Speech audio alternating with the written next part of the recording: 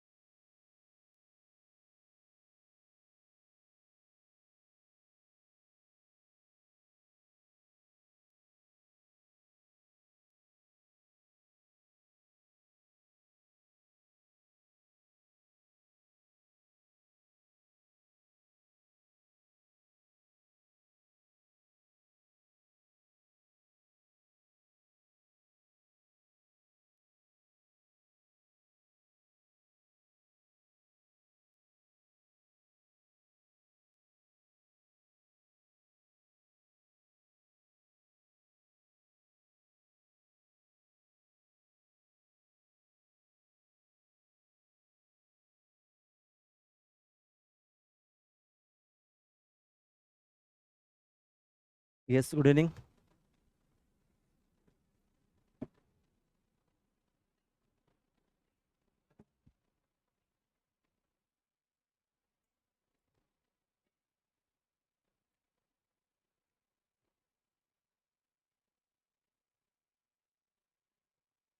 I hope you got the message on time, right?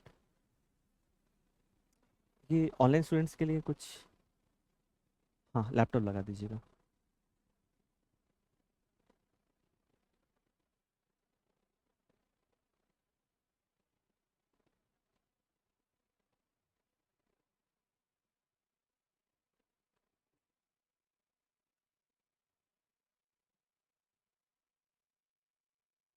Where did you stop in the last class? Depreciation we're done, right? Scenario age question. Okay, I'll explain that. You have the question?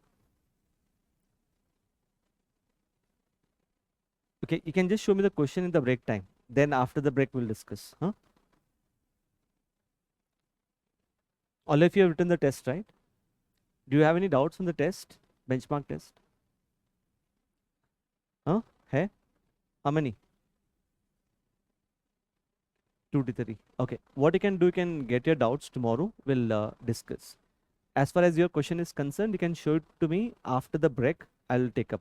Okay.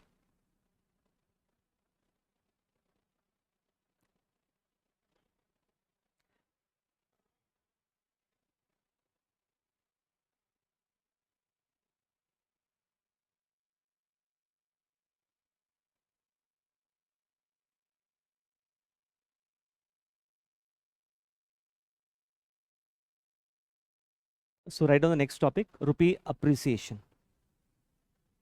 You're not in last class, but did you go to the notes? Rupee depreciation. Okay, fine.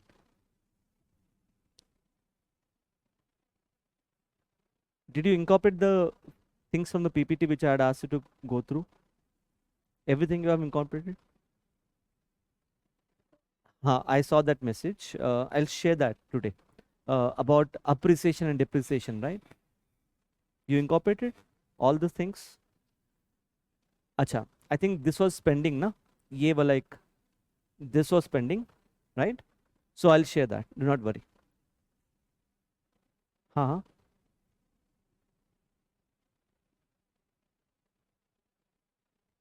Okay. So any doubt with respect to depreciation? We have revised everything what we covered. So now we're getting into the topic of appreciation. And if you have understood depreciation, right? Appreciation is very much easier to understand. You just have to reverse whatever we covered with respect to depreciation. So write down rupee appreciation, rupee appreciation hyphen meaning, meaning, cause, meaning, cause, effects, meaning, cause, effect sign, steps needed. Meaning, cause, effect sign, steps needed. Okay. So when we say rupee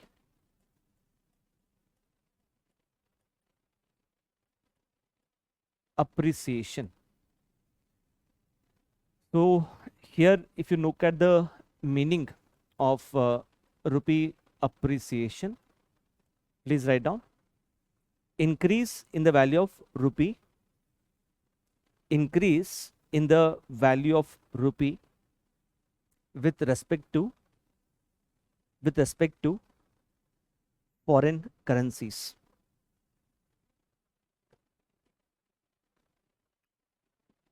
Increase in the value of rupee with respect to foreign currencies such as dollar, euro, pound, yen, yuan, etc.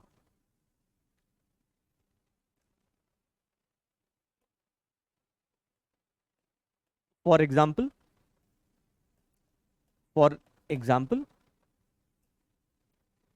change in exchange rate, change in exchange rate from $1 is equal to 60 to $1 is equal to 30. Change in exchange rate from $1 is equal to 60 to $1 is equal to 30 can be termed as rupee appreciation. Can be termed as rupee appreciation. I told you how do you identify appreciation and depreciation, right? You have to think like this. Earlier, to get $1, you used to pay 60 rupees. Now, to get the same $1, you are paying just 30. You are paying less rupees to get the same dollar. It means whose value has increased, rupee value has increased, and the dollar value has decreased. That is how you should look at it. Okay. Next, right? Causes. Causes.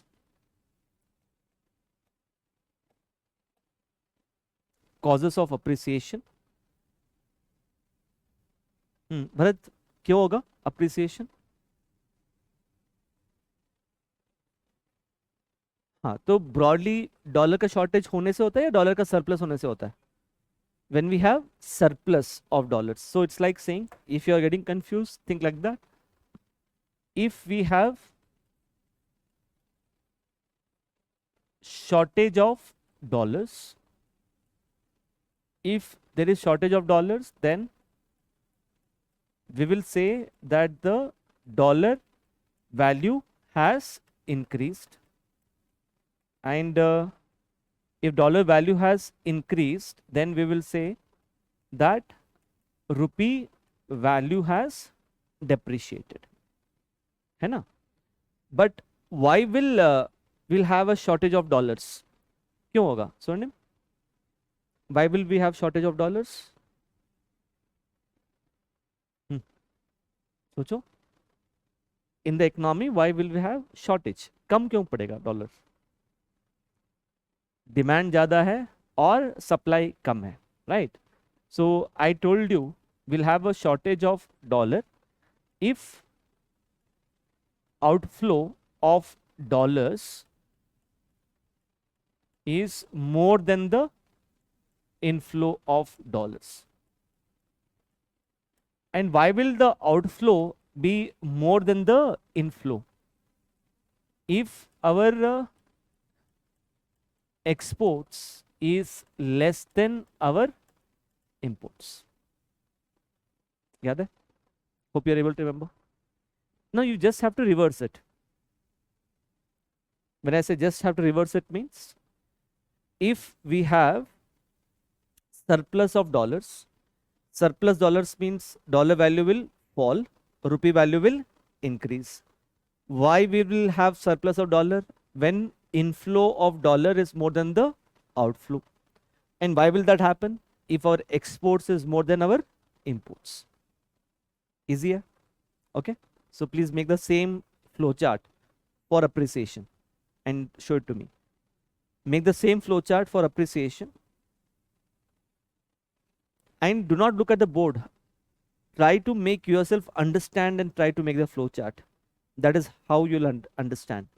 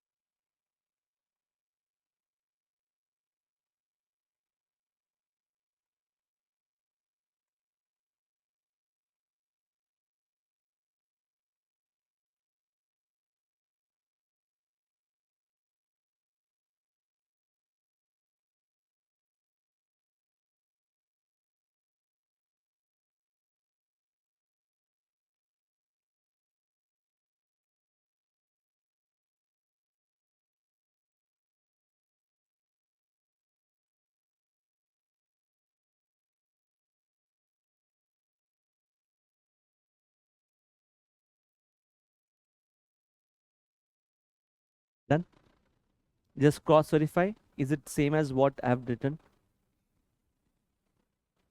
Everyone? Okay. So you understood the cause, right?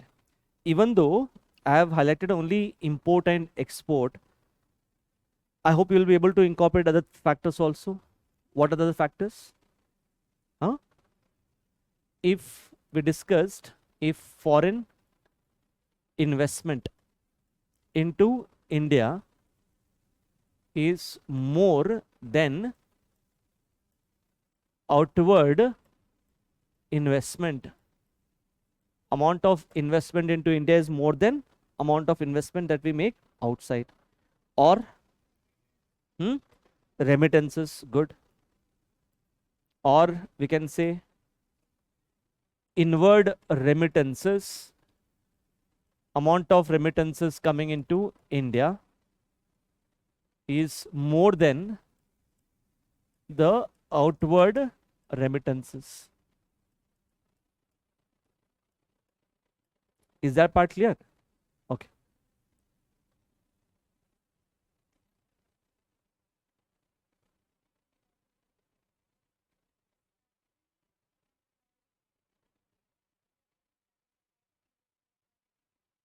Remittances is a particular Indian national. He's working in US. Whatever salary which they are earning, a part of the salary they are sending it back to India. That will become inward remittances. Foreign nationals working in India, like Chinese nationals or US nationals working in India, a part of their income they might send it back to their home country. That becomes a outward remittances, which is, do not worry about GNP. Yeah, yeah. Huh, huh, it does. But let's not get into that. So far, so clear? Okay. So we have discussed the cause. Next, right? Effect. Effect. Okay. Now I'm going to connect the dots.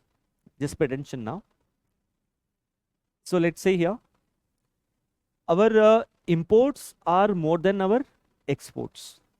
We are importing more and exporting less. In that particular case, there will be more outflow of dollars and less inflow. So there will be shortage of dollars, dollar value will fall, sorry, increase, and rupee value will depreciate. It may so happen that earlier $1 was equal to, let's say, 30. Now $1 has become equal to 60. So if there is rupee depreciation, let's see the impact of this depreciation on imports as well as on exports. I told you how do you find out the impact on import and export. You have to put yourself into a shoe of a importer and exporter. If I am a exporter, ये कहाँ से है? Okay. If I am an exporter,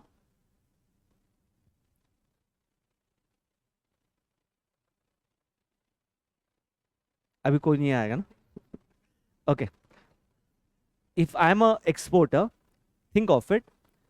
I used to export this marker worth $1, and when I go to bank, the bank used to give me against this $1 30 rupees.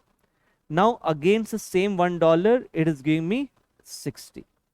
So if I'm an exporter, for every export of this marker, I'm earning 30 rupees more than what I used to earn before. So will I try to export more or will I export less? I will export more. So exports, because of this, we discussed in the previous class, that exports will increase. If I'm a importer, to import a commodity worth $1, earlier I used to pay 30. For same $1, I'm paying 60. So for importing, am I paying more? So imports will become more costly. And because imports become costly, if anything becomes costly, understand, if they become costly, what will happen to the demand? Demand will reduce. So imports are likely to decrease. Understood here? Now, please see two important things. यहाँ पे क्या हो रहा है? Here, our exports, for example, I'll just change it here. For example, if our exports decrease, which means we'll have less dollar inflow, and if our imports increase, then we will have more dollar outflow. So with respect to rupee depreciation, with respect to rupee depreciation,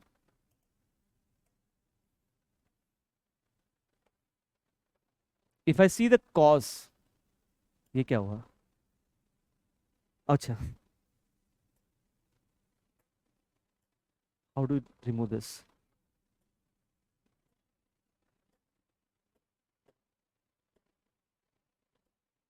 Okay. Okay, so if you see the cause of this, for rupee depreciation, the cause is exports have fallen and imports have increased. But if you see the effect of depreciation, the effect of depreciation is imports will decrease and exports will increase. So please try to understand the relationship between cause and effect. Never get confused. What is cause? Cause means it is leading to something. Effect means something has already happened. What is its implication? That is the effect. So I hope you are able to understand the difference, cause and effect. Same logic here with respect to rupee appreciation. What is the effect here? If I'm an exporter, now think of it. If I'm an exporter, earlier, let's say $1 was 30. Now $1 is equal to 15. है ना? This is what is appreciation. Shiva, what will happen now to exports? Exports will decrease. Why they will decrease? If you are exporting a commodity worth $1, on exporting commodity worth $1, you'll get $1. Go to the bank, exchange $1, get how many rupees? 30. Now you get $1, exchange that $1 into rupees, how much you'll get? Only 15. Earlier you used to get 30, now you are getting 15. So obviously not try to export more because you are at a loss. So because of this, we can say that exports will decrease. What will happen to our imports? Imports will increase because imports are now becoming more cheaper. So imports will increase.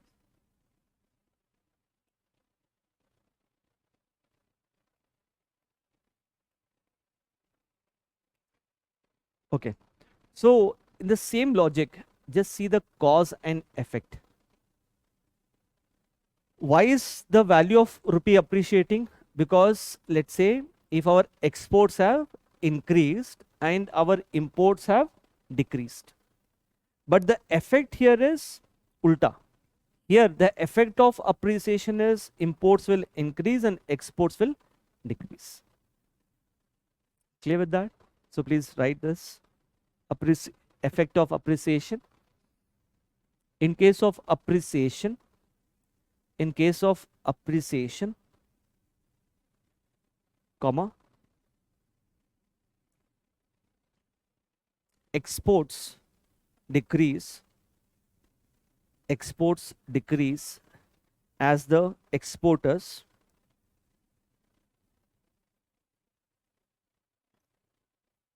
earn less, as the exporters earn less in terms of rupees,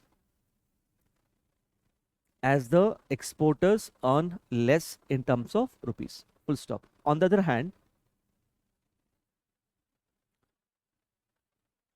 imports into India, on the other hand, imports into India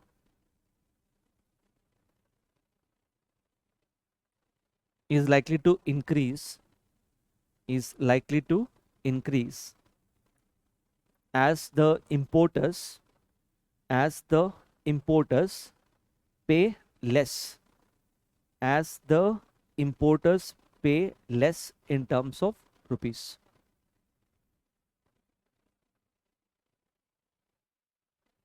Please take down this diagram. Both, if you want, you can take down both because it will give you that compare and contrast between appreciation and depreciation.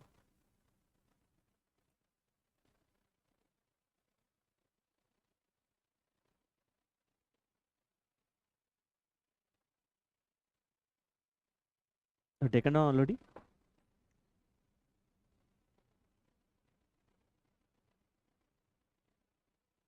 You did not had the benchmark test today?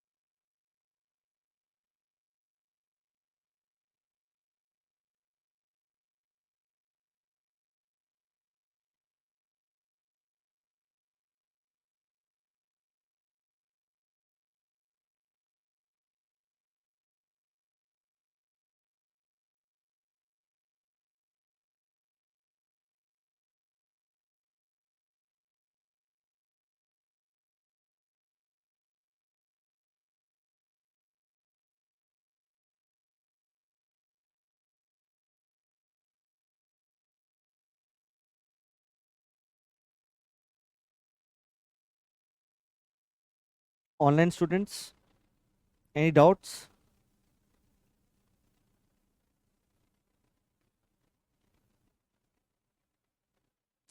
Done? Everyone is taken now? Okay. Last steps needed. Steps needed.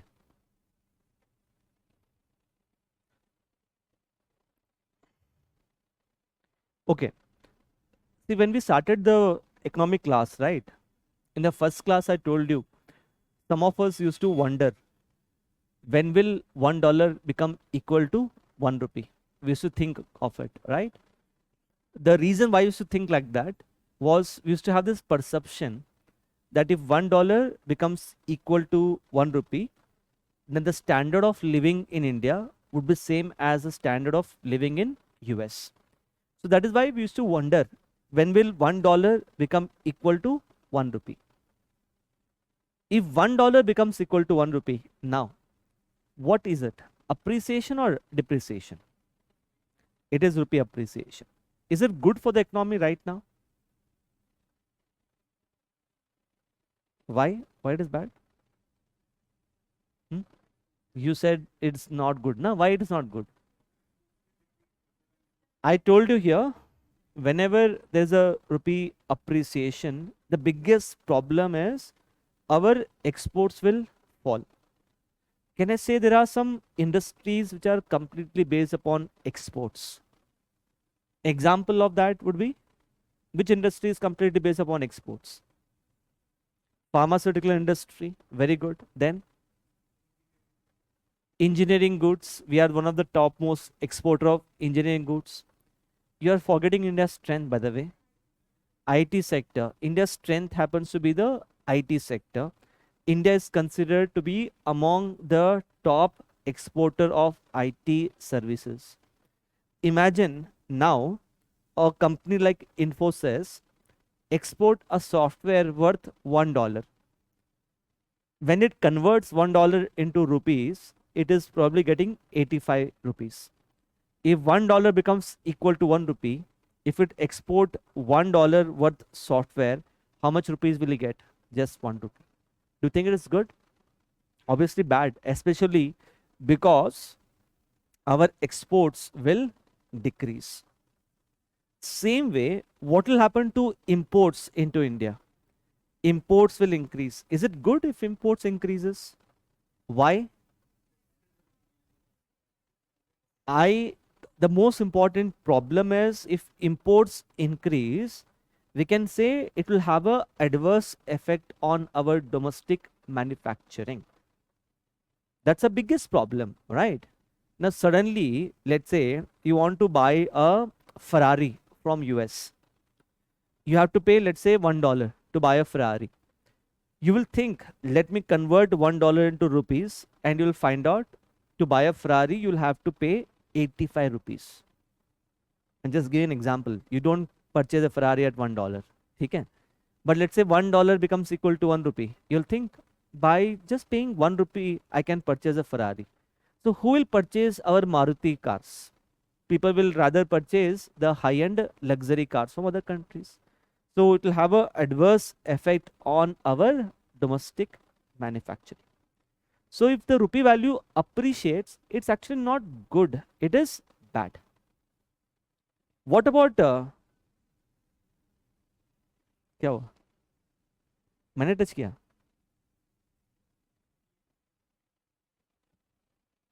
अच्छा. Okay. This side. If the rupee value depreciates, is it good for the economy? If not, why? Why it is not good? It's good now because exports are increasing. There's something else. If exports increase, it is good. What's the problem then?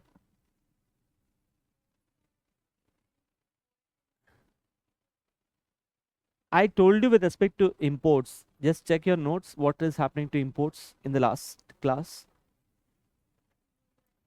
No, it's not about that. There's something else.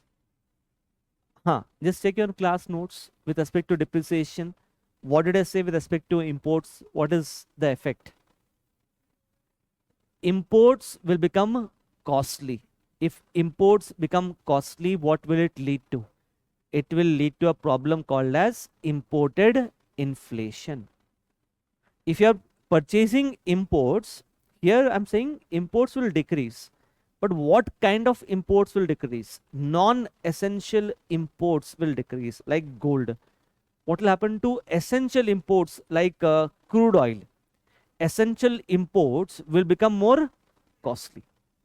And if they become more costly, essential imports automatically lead to the problem of imported inflation. Clear with this? Okay. So this side you can write effect of rupee appreciation. We'll come to that. We'll come to that. Okay. Next write. What are the line that you need? Steps needed. Okay. Large scale rupee appreciation. Large scale rupee appreciation. Large scale rupee appreciation leads to an adverse effect on the economy. Large scale rupee appreciation leads to an adverse effect on the economy since it leads to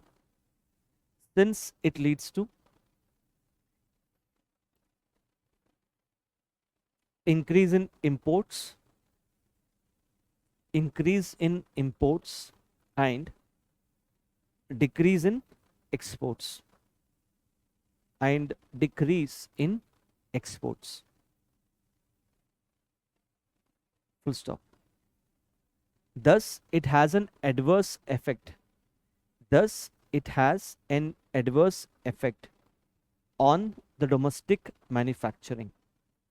Thus, it has an adverse effect on domestic manufacturing. ठीक है? So now, please pay attention. If you look at this concept of depreciation, the main cause as to why the rupee value depreciates is because there is a shortage of dollars. So what should RBI do to counter depreciation? RBI should increase the supply of dollars, right? This is what we covered. So what RBI does, in the last class we saw this, you have RBI and you have the banks. So to control depreciation, what RBI will do, RBI will sell dollars to the banks, and by selling dollar to the banks, RBI will take out the rupees. So here we discussed that because of this situation, when RBI sells dollars, dollar supply will increase and the dollar value will reduce. है ना? Same this side, what happens here is RBI will take out the rupees. So it will suck out rupees. By doing so, rupee supply will drop and rupee value will increase.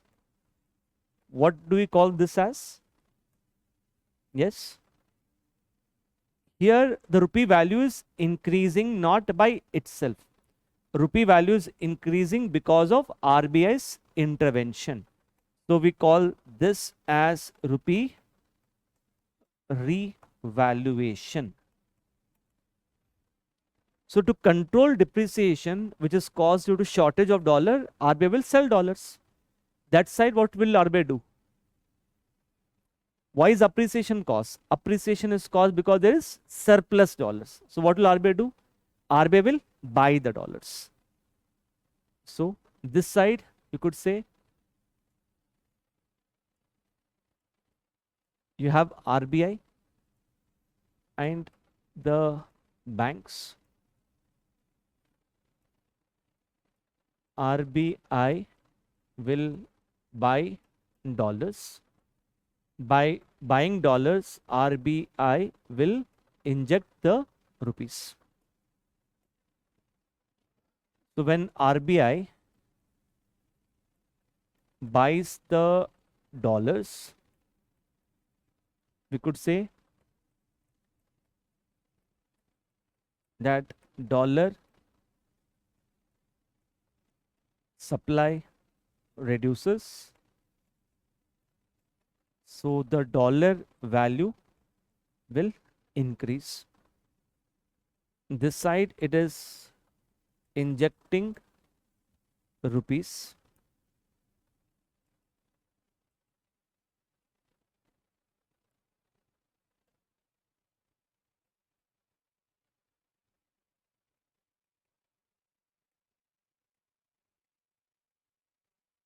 So rupee supply will increase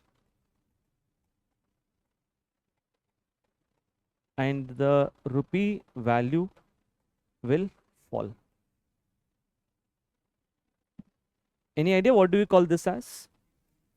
Yes, rupee devaluation.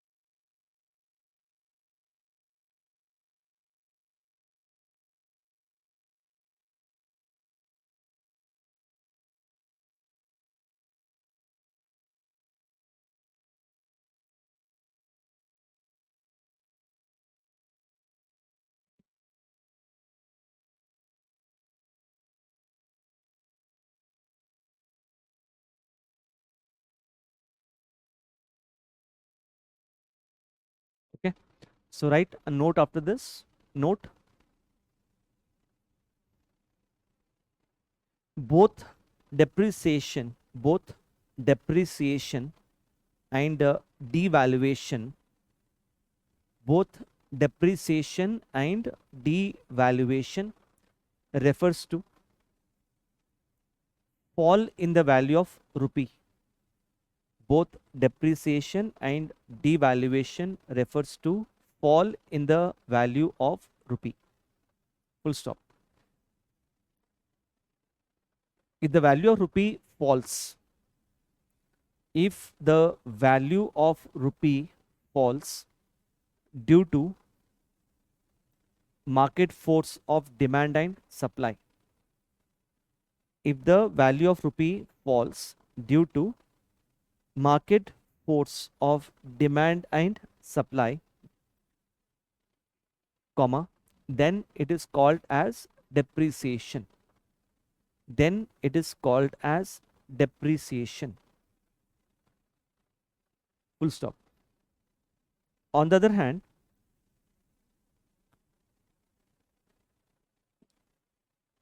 if the value of the rupee falls due to RBI's intervention, then it is called as devaluation.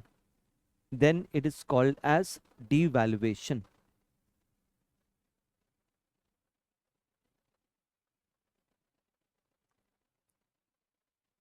ठीक है? Everyone is clear? Okay, write the next dimension.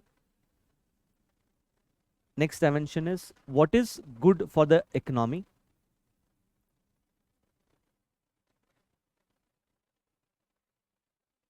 He's of our batch only, na? No? What is good for the economy? Put a hyphen and write appreciation or depreciation. What is good for the economy? Hyphen appreciation or depreciation. Yes. क्या लगता है आपको? What is good? What is good? Appreciation or depreciation? Huh? Balanced. Okay. What happens if there is depreciation?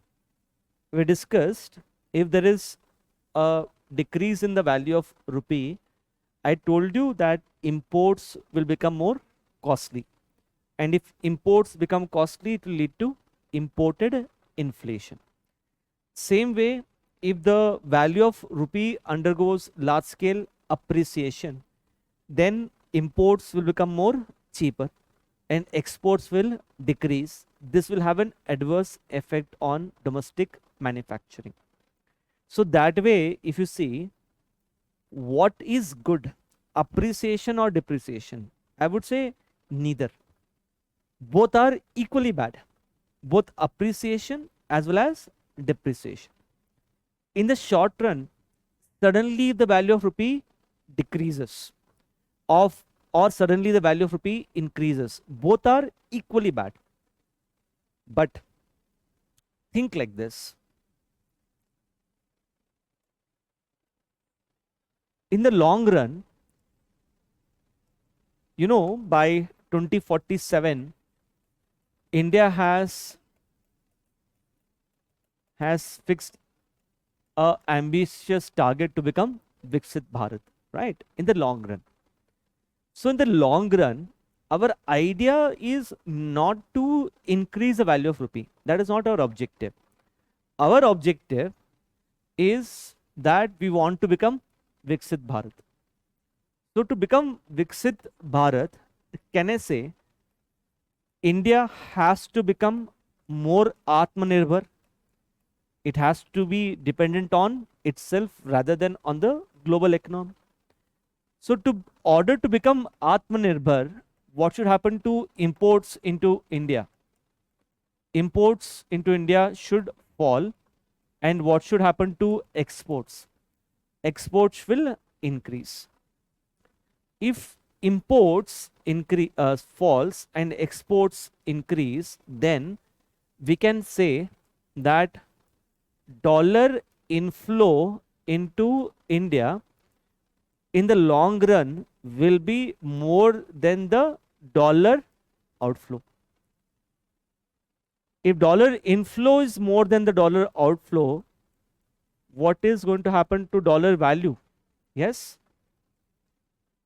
dollar value will fall. And if the dollar value falls, what will happen to rupee value? Rupee value is likely to increase. Our target, our focus is not to increase the value of rupee, understand? ये हमारा target नहीं है. What is our target? Our target is to become Viksit Bharat. But to become Viksit Bharat, we'll have to export more, import less. Automatically, the value of rupee is likely to increase on its own without doing anything. But we don't want this to happen. What we want, that our target is to become Viksit Bharat. Understood? So in the long run, automatically the value of rupee might increase, but that is never our objective. Our objective is to become Viksit Bharat. समझ आया सबको? So right, what is good for the economy? Rupee depreciation. Rupee depreciation leads to imported inflation. Rupee depreciation leads to imported inflation. Full stop. Similarly, rupee appreciation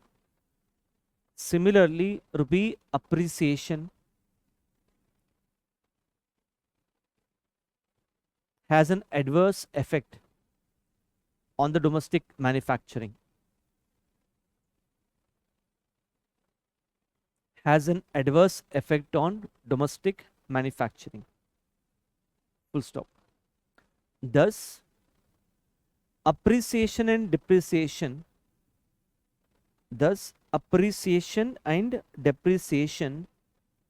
are equally bad.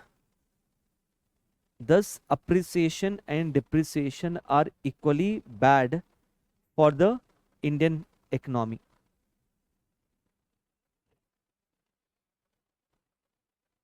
Are equally bad for the Indian economy. Next para.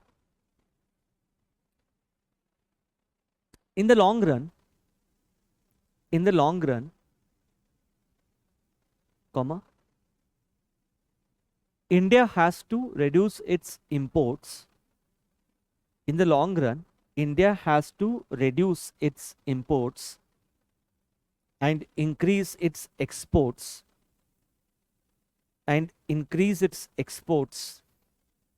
to become Viksit Bharat. To become Viksit Bharat by 2047. Full stop. In pursuance of this objective,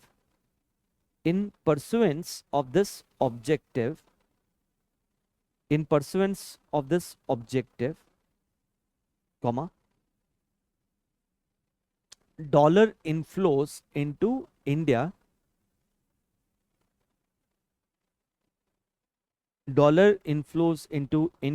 is expected to increase dollar inflows into India is expected to increase, and hence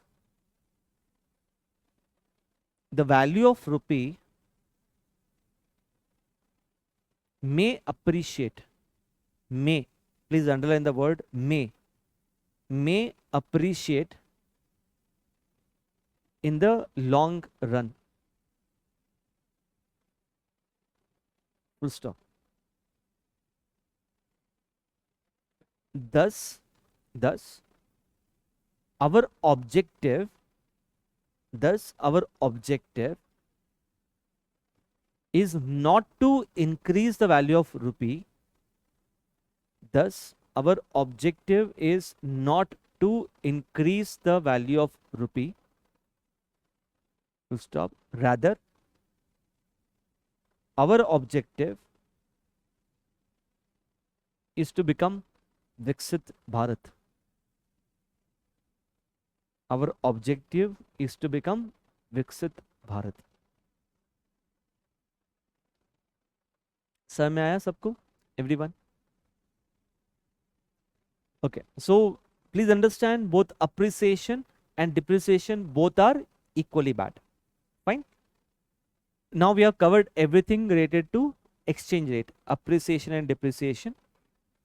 But at the same time, let me tell you, I have just told you certain things which is needed to understand the tools, monetary policy tools. We have not completed appreciation and depreciation because we'll be covering that in the chapter of external sector. We have a concept called as NER and RER, nominal effective exchange rate and real effective exchange rate, which is probably one of the most toughest topics that we'll be covering. So that is going to come up next in the external sector. This is just the cursory view to understand the monetary policy tools. So the last tool that we covered was OMOs, open market operations. Now we'll take it forward from there. And the next tool is market stabilization scheme. Next tool is market stabilization scheme. Market stabilization scheme. Okay. Please pay attention now. Let's say in a particular year, in one single year, there is a surplus dollar inflows. When there is surplus dollar inflows, yes, Varun, what will happen to dollar value? Yes? Varun. Dollar value will decrease. Be confident, na? You should be confident. So कैसे सोचना है? I told you to make your life easy. Just replace dollar with apple. Life आसान हो जाएगा. Ask yourself, dollar is like an apple. If apple का supply बढ़ गया तो एप्पल का वैल्यू क्या होगा? एप्पल का वैल्यू कम होगा. Apple value will fall. So surplus dollar inflow means dollar value will decrease. If dollar value decreases, what will happen to value of rupee? Rupee value will undergo appreciation. Vaishali, rupee appreciation होने से क्या होगा? Imports and exports पे. हाँ, imports decrease हो जाएगा. हाँ, right. एक एग्जांपल है ना. All of you just take an example of rupee appreciation. No need to mug up anything. The idea is to write an example of appreciation. Everyone, just write an example of appreciation and tell me what is its effect on it. See, suddenly if I ask you, na, you will get confused for sure. So you have to take your time. Write an example of appreciation. कोई भी example हो जाए.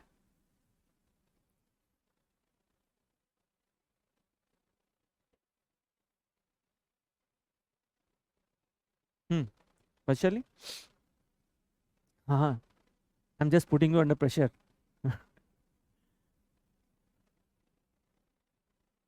हाँ, हेमंत. हाँ, Imports increase होगा क्यों? What's the example that you've written for appreciation?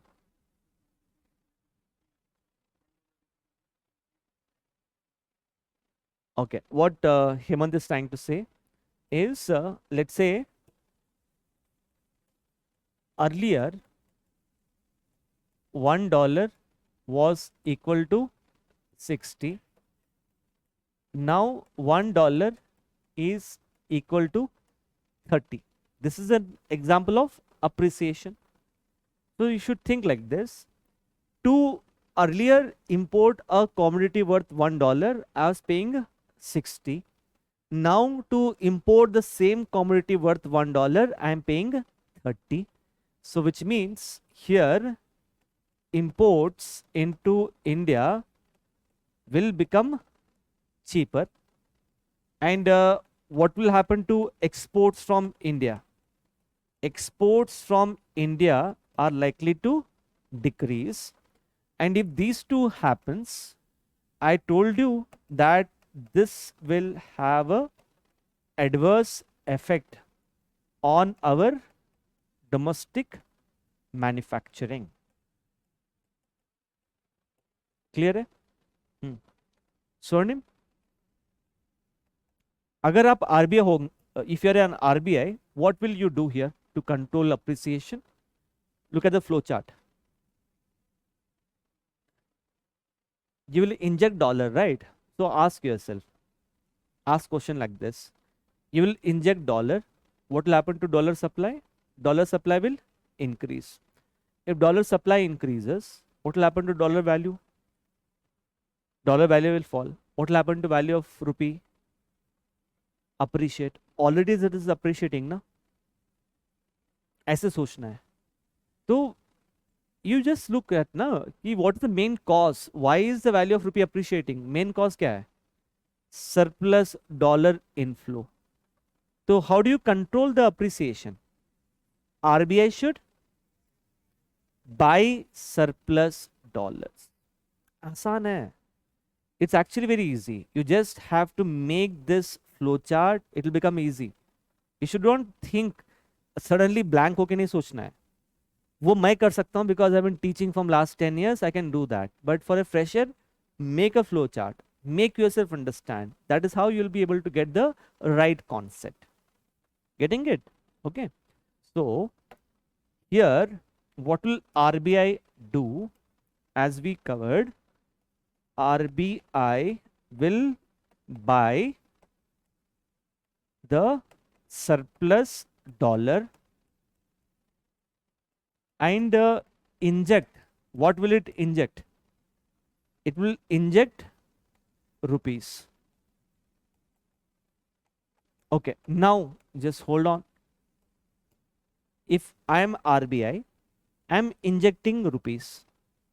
What will happen to rupee supply in the economy? Rupee supply will increase. If apples का supply बढ़ गया, तो एप्पल का वैल्यू क्या होगा? कम होगा. तो यहाँ पे भी रुपए का वैल्यू क्या होगा? कम होगा. Right? What do we call that as? Depreciation or devaluation?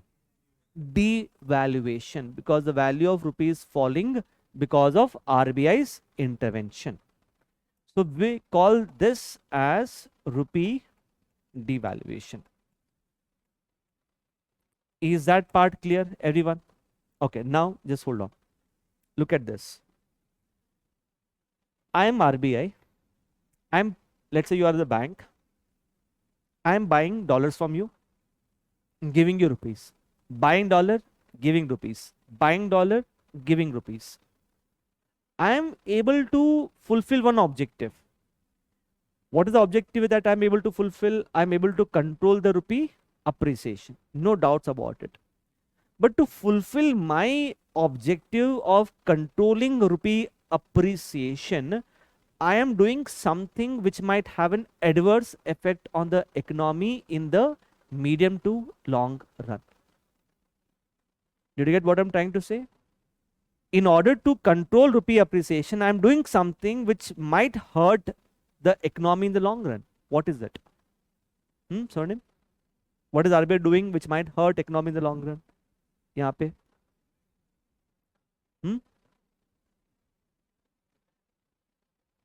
सबसे पहले buy dollars, inject what? We are injecting what? Rupees. I am buying dollar, giving rupees. Buying dollar, giving rupees. What is likely to happen to rupees into the economy? The rupee supply is likely to increase. And if the rupee supply increases, can I say it lead to inflation? I'm able to do one thing. I'm able to control rupee appreciation, but at what cost? By stoking inflation. है ना? Which means now whatever money which I have injected, rupees which I have injected, that rupees I need to suck it out. Did you understand? Just look at your notes on OMOs, open market operations. Open market operations.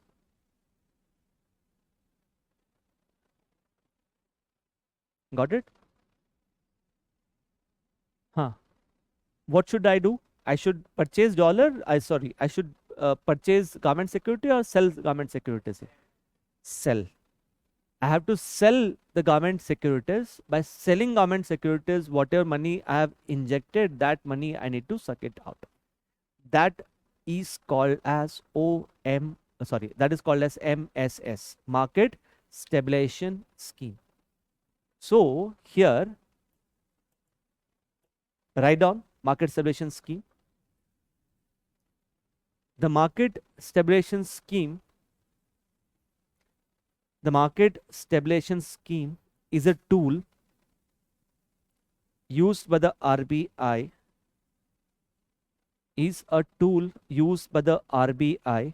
to suck out excess rupees, which the RBI, which excess rupees which the RBI has injected to control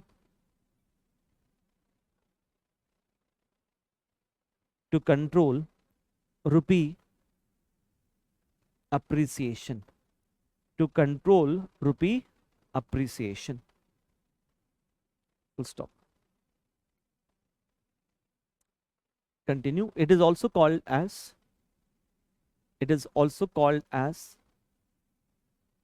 sterilization. It is also called as sterilization operations. So both OMO and MSS दोनों को हम बोलते हैं sterilization operations. Write note after this. Note. MSS has largely been replaced. MSS has largely been replaced by forex swaps.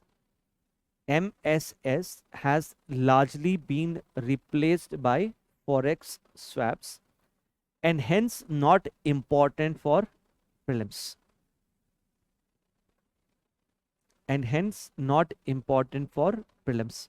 So do not worry too much about MSS.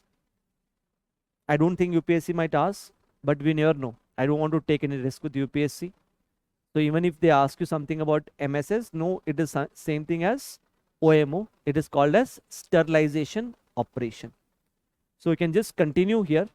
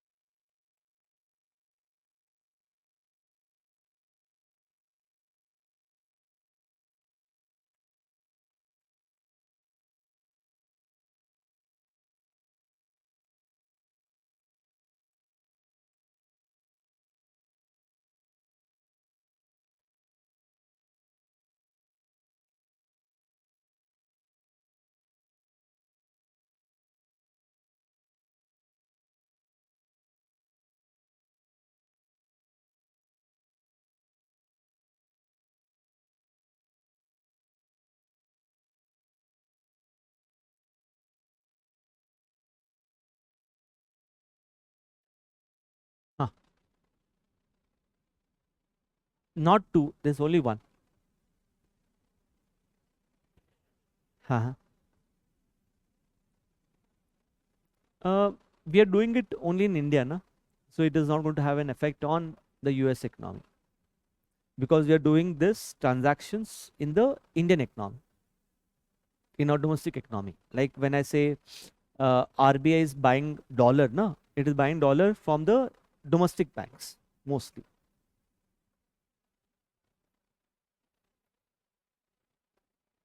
Everyone has taken up to here? Last part? Okay, so what is MSS in terms of diagram? If I could put it, it's like you have RBI and you have the bank. RBI will sell MSS bonds, market stabilization scheme bonds. By selling the bonds, RBI will suck out excess rupees from the banks. That is MSS, market stabilization scheme.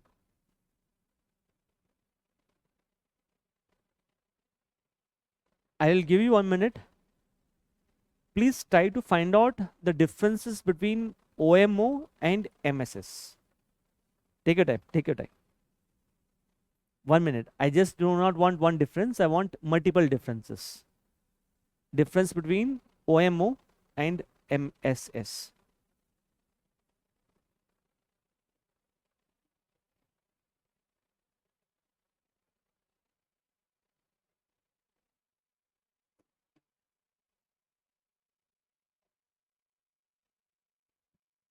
Let me see how many differences you have.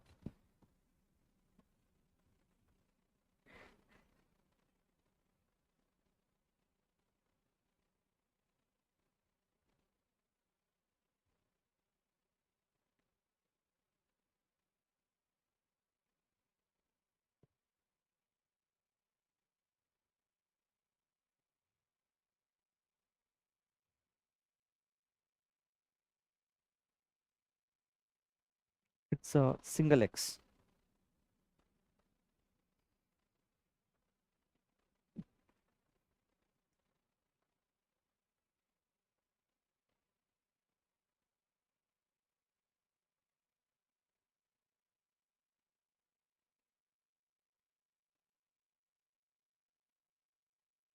Hmm. How many? अभी start किया है. Vaishali, how many? एक ही. कौन सा है? हाँ, good. आपका? Okay. हाँ, the second point is good. Second point is good. हाँ, शिवा, how many? 3. भरत, आपके पास भी 3 है. हाँ, okay. Is it only during appreciation? OMO? Both the cases, na? That's what I want. Okay. हाँ, ठीक है. हाँ, good. हाँ, good, good, good, good. Okay. I hope you have got at least 2 to 3 differences. Okay.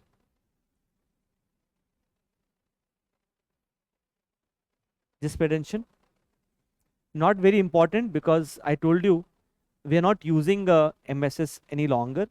We are actually using Forex swap, the next tool. But quick reference here, you can just see the difference between the two. OMOs can involve two things where RBI may buy or sell. But MSS is only about selling. It is not about buying. Second difference, RBI under OMOs can either inject or suck out money. There it is not injecting, it is always sucking out the money. Second difference. Third, when is OMO adopted? Depending upon the liquidity situation. If money supply is less, it will inject. If money supply is more, it will suck out. But market stabilization scheme, it is adopted when RBI itself injects money to control rupee appreciation, and whatever money it has injected, the same money it is trying to suck it out. Excess liquidity due to injection of rupees upon buying dollars. Okay, now this is very interesting. Look at these two. In OMO, it might so happen that RBI may sell government security. If I am RBI, you are people, I will sell government security. By selling government security, I will get money. That money, I will give it to the government. So whenever RBI goes for OMO, na, it's like whatever money the RBI has borrowed, it becomes part of government's borrowings. But look at that, MSS. RBI will sell the bonds, RBI will get the money, but RBI will never give that money to the government. RBI क्या करेगा? अपने पास रखेगा. RBI will keep that money with itself. That is why whatever money which RBI gets, it is not part of government's borrowings under MSS. But why will RBI keep this money in the first place?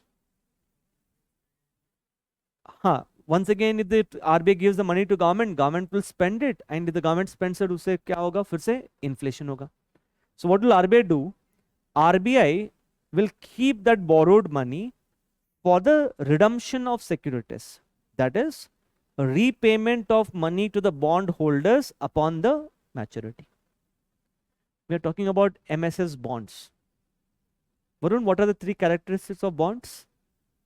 It will have a face value. Second, it will have a coupon rate. And third one is maturity. This MSS bond has a maturity, na? Which means RBI has to give back the money. From where will RBI give back the money? The same money which it has got. So it's like saying, I am RBI, I'll borrow 100 rupees from you through MSS bonds. That 100 rupees I'll not give to the government, I'll keep in my pocket. When the bond matures, the same 100 rupees I'll give it back to you. That's it. Sam mein aaya sabko? Interest the government will pay. Do not worry about it. That is part of a government's thing, but it will be too complicated. If you know this much, that is more than sufficient. Sam mein aaya sabko? Difference? Okay, please leave some space to incorporate this. I'll share this PPT and ensure that it is there in your notes. Next slide. Forex swaps. And mark that as important. Forex swaps.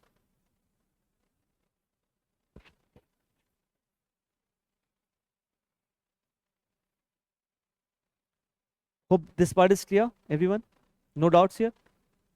Okay, right, Forex swaps.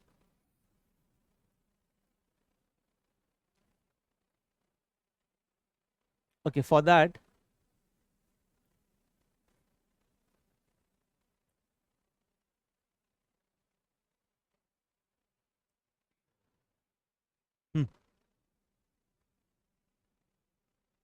Vaishali app से start करते हैं.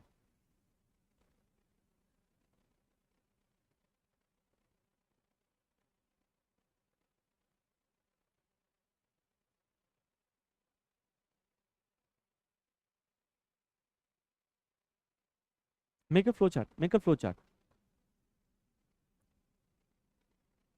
It's applicable to everyone.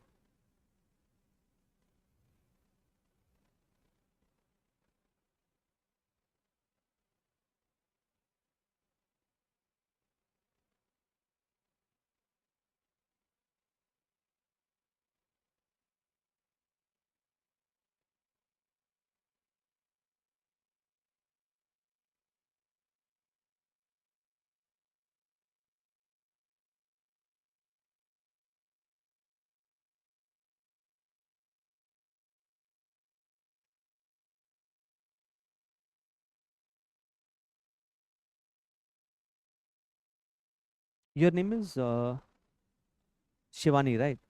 You are attending the morning batch, you shifted to evening. Vaishali? Confused हो रहा है? Okay. just let's understand this. Increase in international crude oil prices. Crude oil price, we are importing crude oil ना, उसके price बढ़ गए हैं, ठीक है? And if prices of crude oil increase, can I say the crude oil is something which is considered to be essential imports? है ना? We have to import. We cannot reduce our imports, right? We have to import because it is essential. It's like saying if the cost of iPhone increases, you might think, chalo abhi nahi, we'll purchase it later. But if the price of milk increases, people will still purchase milk na, because it is essential. So if the crude oil price increase, it is essential. What will happen to the cost of imports into India? Cost of imports into India will increase. अगर imports बढ़ रहा है, what will happen to dollar outflow from India? Dollar outflow will increase. As the dollar outflow increases in India, can I say there will be shortage of dollars? Shortage of dollars means what will happen to dollar value?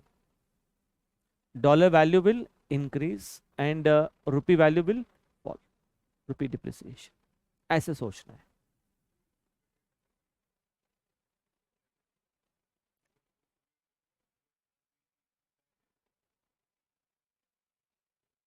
It's completely up to you how you want to get it. As long as you get the right answer, that's what is more important for me. Okay, but I will explain it as a student want to understand it.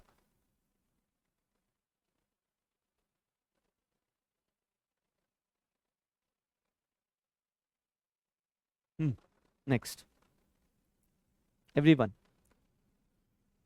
write on. Make a flow chart. You should have the answer ready. Decrease in exports from India.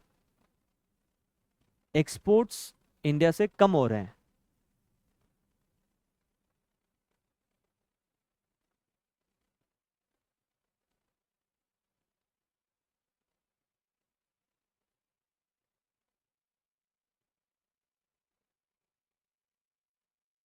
Bharat,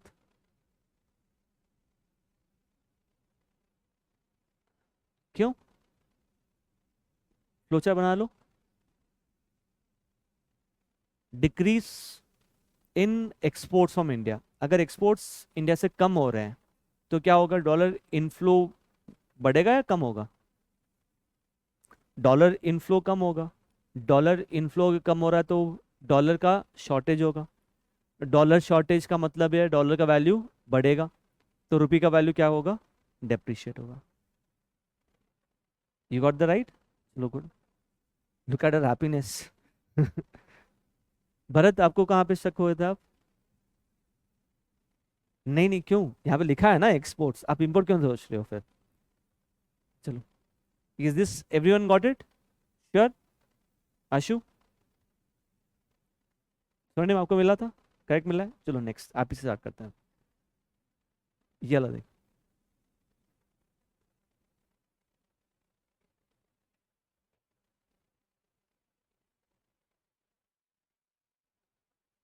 And I told you how to solve such questions. Example लेना है, an example of rupee depreciation, and then put yourself into shoe of a exporter and importer. You will get the right answer to that.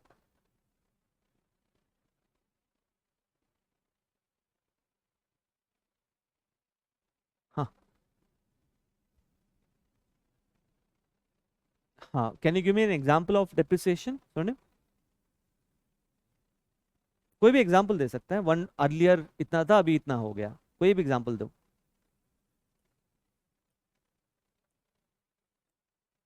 हाँ, earlier $1 is equal to how much? Rupees 30. Now $1 is equal to how much? Okay, 60. If I am exporter, earlier I was exporting commodity worth $1, I used to get 30. Now when I'm exporting commodity worth $1, I'm getting 60. As an exporter, I'll gain or lose? I will gain. यहाँ पे क्या लिखा है, adversely affect the exporter, ये गलत हो गया. If I'm an importer, to earlier import a commodity worth $1, I have to pay 30. Now I'm paying 60. So importers will have to pay more. Imports will become more costly. So it benefits the importers. ये भी गलत है ना? Okay.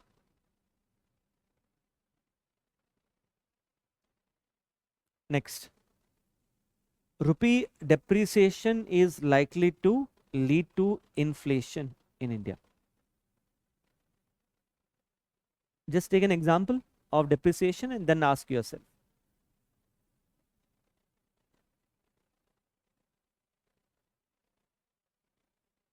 False. Why?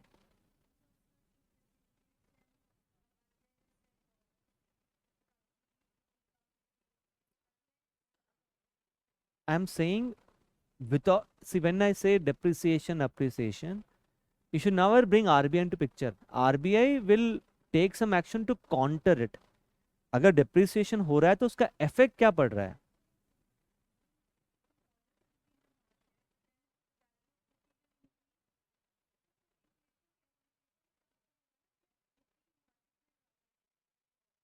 हाँ हाँ, नहीं होगा.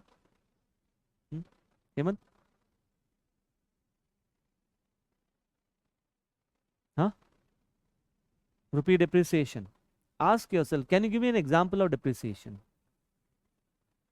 30 to 60. अभी एक मार्कर है, इसको इंपोर्ट करने के लिए अर्लियर यूज टू पे $1. How much was $1? 30. Now $1 is equal to 60. To import this marker, now you are paying 60. What will happen to imports into India? Costly. अगर costly हो रहा है तो क्या होगा? Imported inflation. You are applying logic कि RBI has taken some step. Why are you getting to that level? Without RBI, without bringing RBI into picture, you should ask yourself. समय आया? Okay. Huh? No, no, that should not be the logic. The logic is very like, it's very simple. Depreciation means imports will become costly. Because imports become costly, it will lead to imported inflation.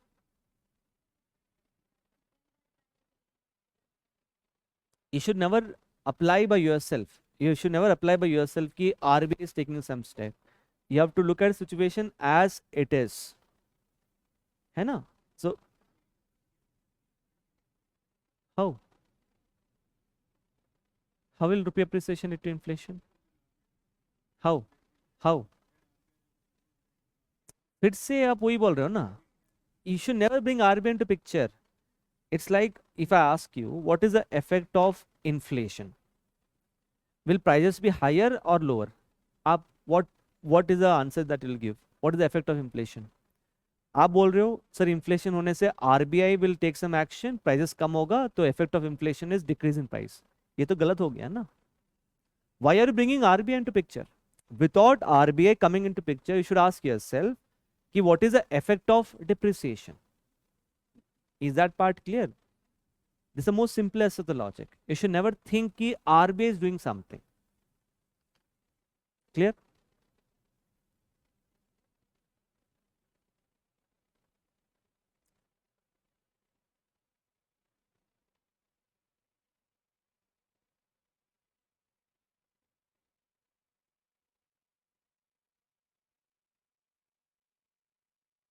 यहाँ पे reverse engineering जाना है.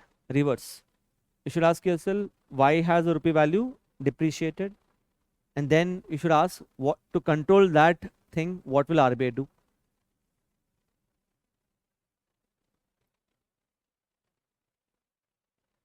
Make a flow chart. Anil, you got the answer?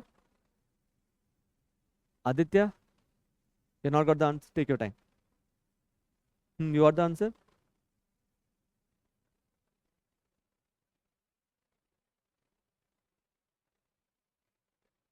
Hmm? What happened? You got the answer? Okay. Swarnim, आपको मिल गया answer? Ashu, Bharat, Aditya, you're not confident? Okay. I told you very simple. What is the question here? Depreciation, है ना? So you should think of a flow chart like this. Depreciation. So यहाँ पे ऐसे लिखना है rupee depreciation. Rupee depreciation means what has happened to value of rupee? Value of rupee has fallen. If value of rupee has fallen, means what has happened to dollar value? Dollar value has increased. Why will dollar value increase? Dollar value will increase if we have shortage of dollars. If we have shortage of dollar, dollar value increases, rupee value falls, rupee depreciation. Now take it forward. If the value of rupee depreciates, we discussed that imports into India will become costly. It will lead to the problem of imported inflation. So if I am RBI, I will try to find out what is the main cause for rupee depreciation. The main cause of depreciation is there is shortage of dollars. So what will I do to control depreciation is I will inject the dollars. That's it. This is how you should think. Okay. So obviously this is wrong. You got to know, everyone.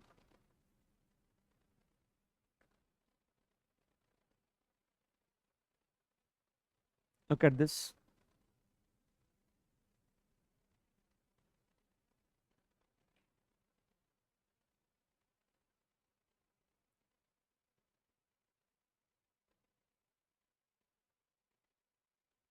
Hmm. True hai? You should ask like this. Increase in foreign investment into India. What is happening to dollar inflows? Dollar inflow is increasing.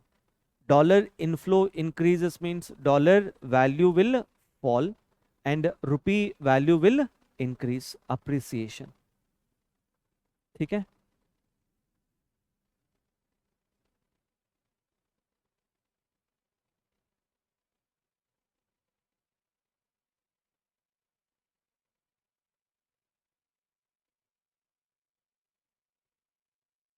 Ashu, false है? Why? Okay, decrease in foreign remittances into India. Less amount of dollar is coming into India. If less amount of dollar is coming into India, dollar का supply कम होगा. अगर dollar का supply कम होगा तो dollar का value बढ़ जाएगा. सो उससे रुपी का वैल्यू डिप्रिशिएट होगा. Good. Next.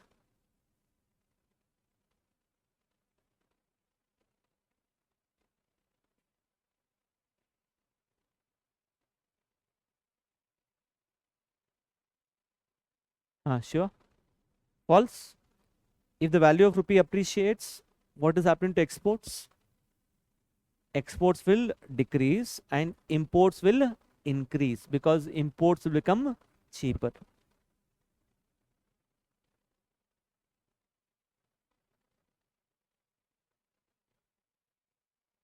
Sudden and large scale increase in appreciation is likely to adversely affect the domestic manufacturing. It is true.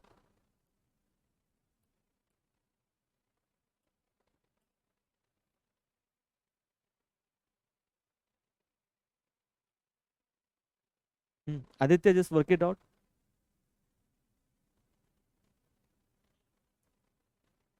Reverse engineering, rupee appreciation. Go back, try to find out the main cause and what will RBI do.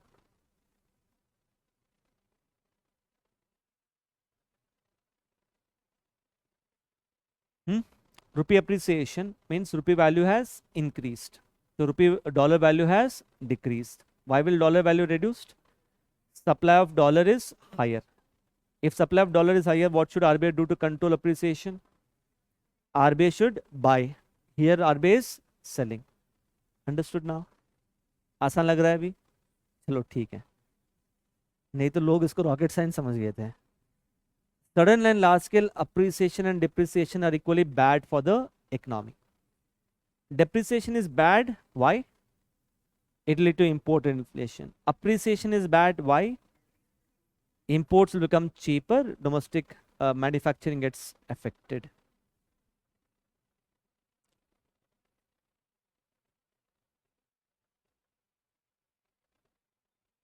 Decrease in value of rupee with respect to dollars due to market forces.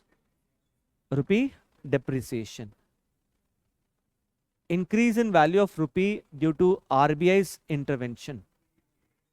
Revaluation. Increase in value of rupee with respect to dollars due to market appreciation. Devaluation. Exactly. Okay, just write that word. Adverse effect on economy due to large scale appreciation is called as Dutch disease.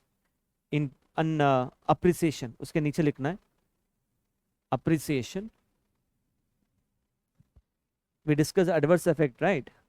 So there you write adverse effect on the economy due to large scale appreciation of domestic currency is called as Dutch disease.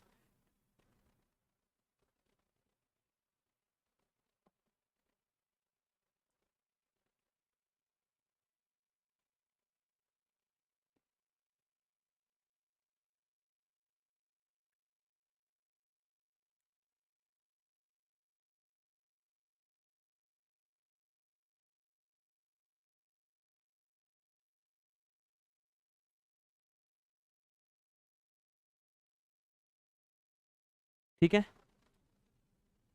What happened?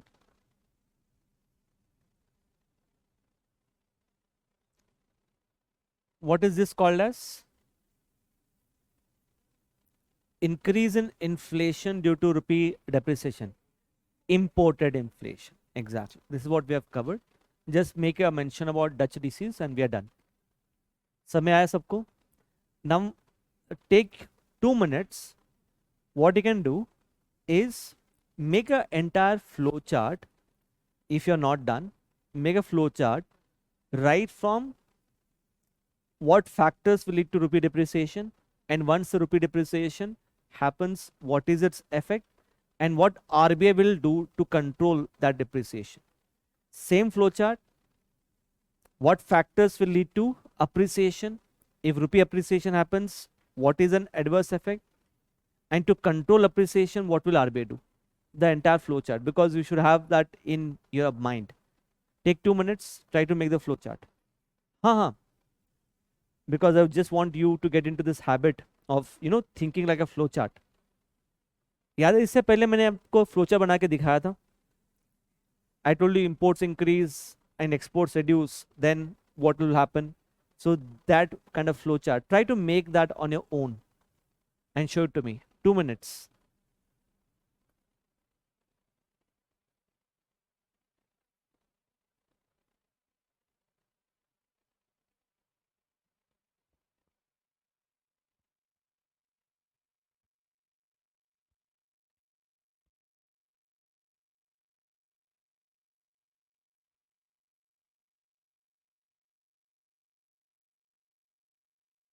Try to write that in terms of import and export. That will give more clarity.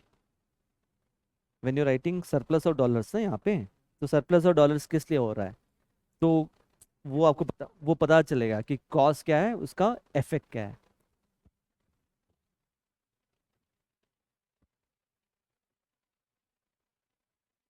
एक हाथ उठाना ऊपर से. हाँ, यहाँ पे imports बढ़ने से सरप्लस डॉलर कैसे आएगा? सरप्लस डॉलर कब होगा बताइए? सरप्लस डॉलर एक्सपोर्ट्स बढ़ रहा है एंड इंपोर्ट्स घट रहा है. बिल्कुल वो लिखिए ना. एक्सपोर्ट्स बढ़ रहा है एंड इंपोर्ट्स घट रहा है, then will have surplus dollar. Surplus dollar आने से डॉलर का वैल्यू गिरेगा, रुपी का वैल्यू अप्रिशिएट होगा.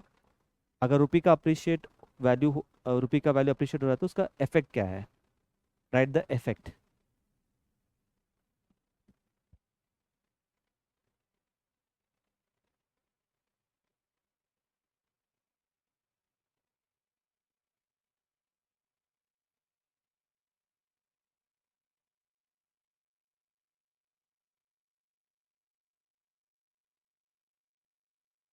Good.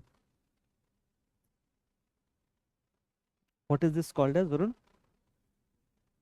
Right, that na? Good. Sure.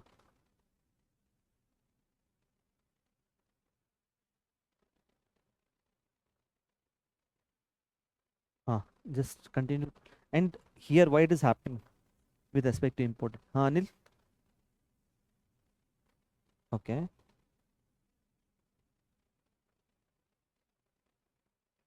Okay.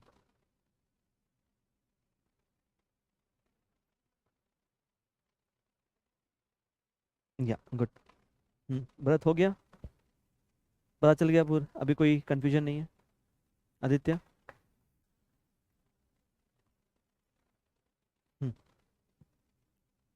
And also right last when RBI takes that step ना, लास्ट में जो स्टेप को क्या बोलते हैं उसे?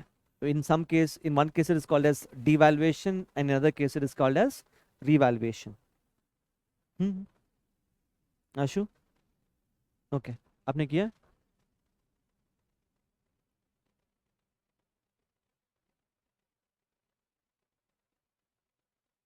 हाँ, उसके बाद आरबीआई का स्टेप्स. हाँ. हाँ, सौम्य?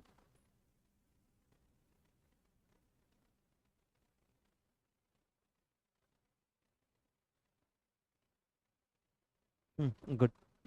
Good good.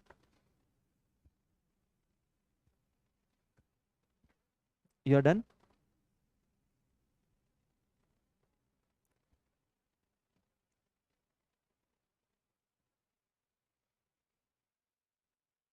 हाँ. कहीं पे कंफ्यूज हो? हाँ. हाँ हाँ बिल्कुल. इंपोर्ट्स. हाँ, इंपोर्ट्स कम हो जाएगा, फिर एक्सपोर्ट्स बढ़ेगा, इंपोर्ट्स कम होगा.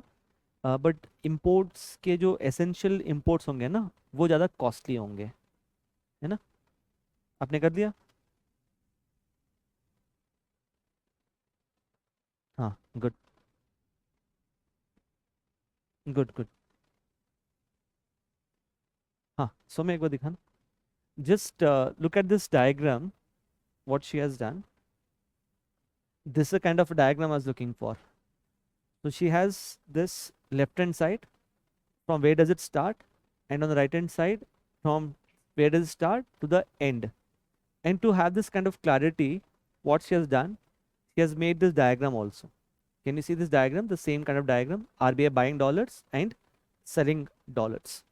So that is how you'll get more clarity. And if you have understood this now, the next tool that I'm going to cover, it's probably the most easiest, provided you have understood this. Samay aaya sabko? Everyone? Is anyone still having any doubts with respect to appreciation, depreciation? Vaishali, you are clear now? Aditya? No doubts? Ashu? पक्का? आपने किया है? भरत? हो गया आपका? स्वर्णिम? Stuck somewhere? No? Done? No doubts? चलो. I'm telling you the topic that I'm going to cover now, next, forex swap. This is considered to be one of the most toughest topic by some students. But considering the fact that you have done this thing mentally, right, it is becoming more easier for you. I'll just tell you what it is. You can write down RBI carries out RBI carries out under the forex swap only. RBI carries out two types of forex swaps. RBI carries out two types of forex swaps. Put a hyphen and write forex sell/buy swap, sell/buy swap, and forex buy/sell swap to control exchange rate volatility, to control exchange rate volatility.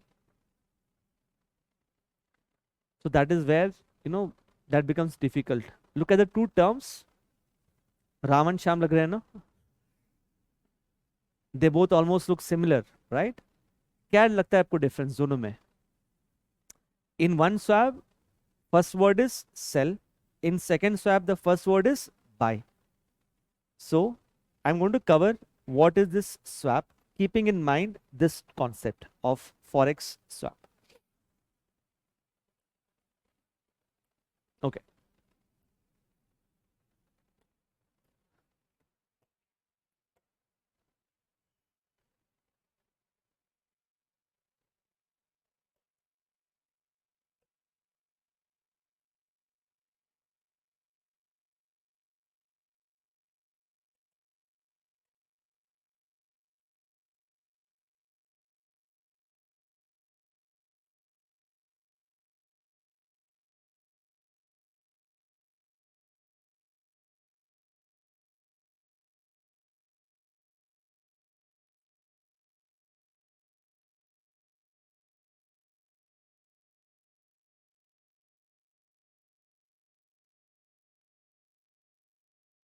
So let's see here.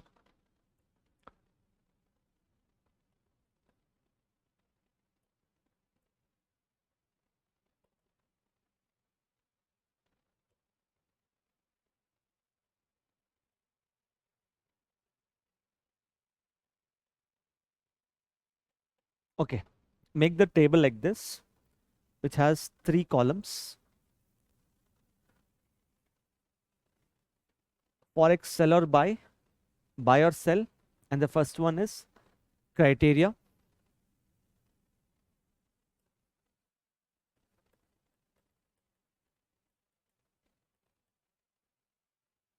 Criteria.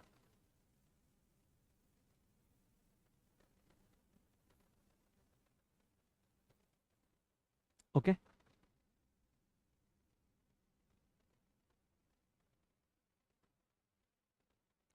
Here, write forex sell or buy. RBI sells dollars. Under this, RBI sells dollars with an agreement, with an agreement, with an agreement to purchase, with an agreement to purchase same amount of dollars, with an agreement to buy or purchase same amount of dollars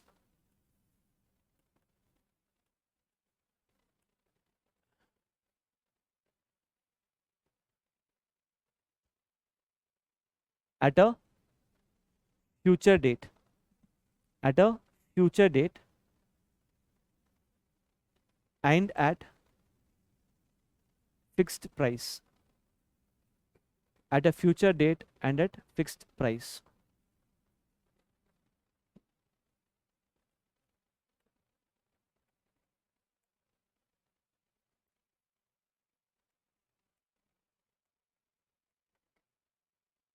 That side can write RBI buys, RBI buys dollars from the banks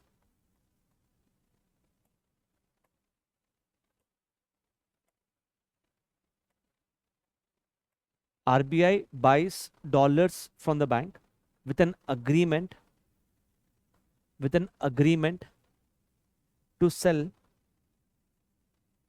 same amount of dollars,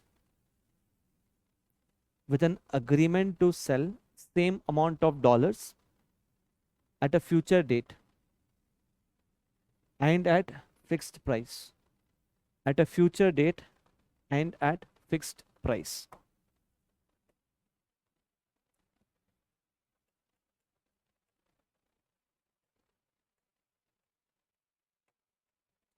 Okay, all of you see here. Remember we covered the concept of repo. It is almost similar to that. Here what is happening? Look at the word sell/buy. ऐसे सोचना है, what is the first word? That is what RBI is doing. And what is the second word that RBI will do in the second leg of the transaction? In the first leg, RBI will sell dollar.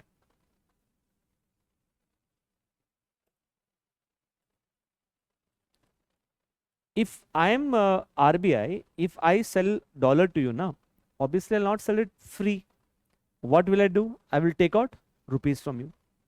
So RBI will sell dollar, but there's an agreement.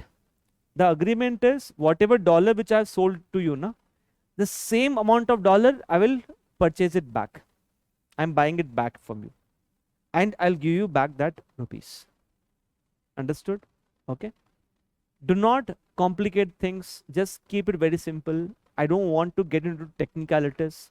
Just know this is how the forex swap looks like. I am RBI. Let's say from Varun, I'll take $1. I'll give him 80 rupees.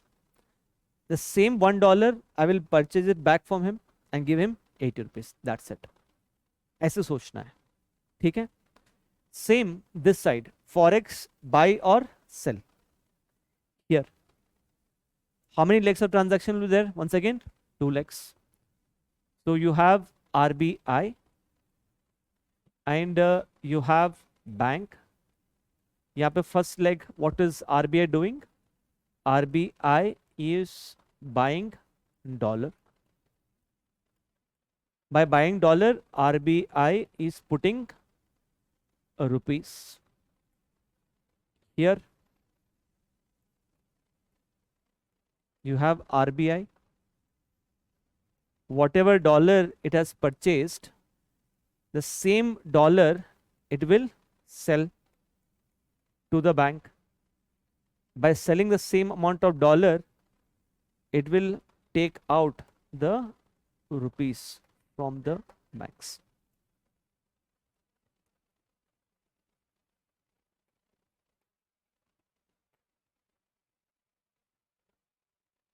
समय आया सबको?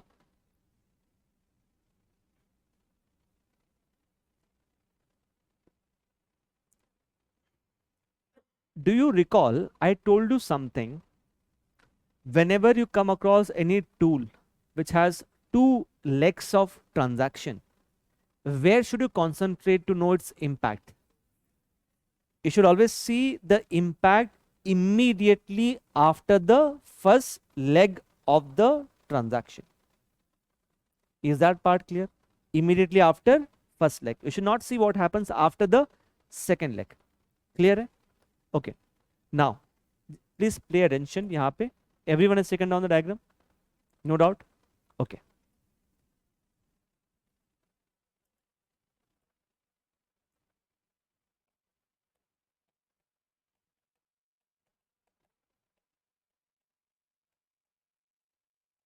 Okay. Just pay attention now. Look at the definition that I gave for forex swap. Forex swap is adopted to control what? Appreciation or depreciation. I want you guys to write in your notebook and show it to me when is this adopted and when is the second one adopted. One is adopted during depreciation and the other one is adopted during appreciation. You just have to find out कौन सा कब adopt हो रहा है. Right. I want everyone to think over this. When is it adopted?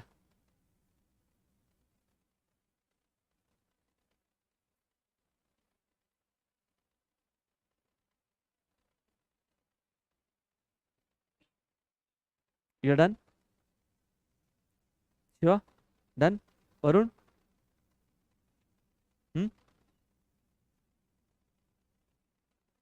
Ashu, first वाला कब adopt किया जाएगा? हाँ, depreciation. Here what is RBI doing? RBI is selling dollar. You should ask yourself, when will RBI sell dollar? RBI will sell dollar when there will shortage of dollar. Shortage of dollar will lead to rupee depreciation. So when is this adopted? This is adopted to control rupee depreciation. Asan hai, everyone? Here what is RBI doing? RBI is buying dollar. When will RBI buy dollar? When there is surplus dollar. Surplus dollar अगर है तो क्या होता है? Rupee appreciation. So it is adopted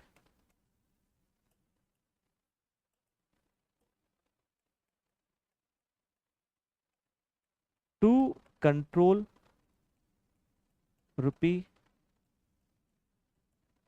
depreciation, and this is adopted to control rupee. So far so clear? Okay.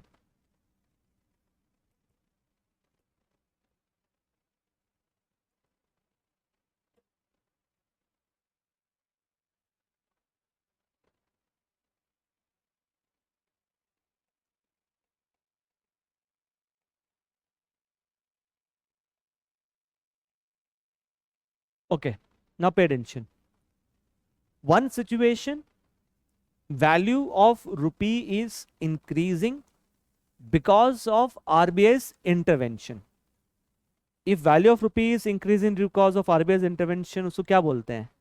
Rupee revaluation. If the value of rupee falls due to RBI's intervention, then we call it as devaluation.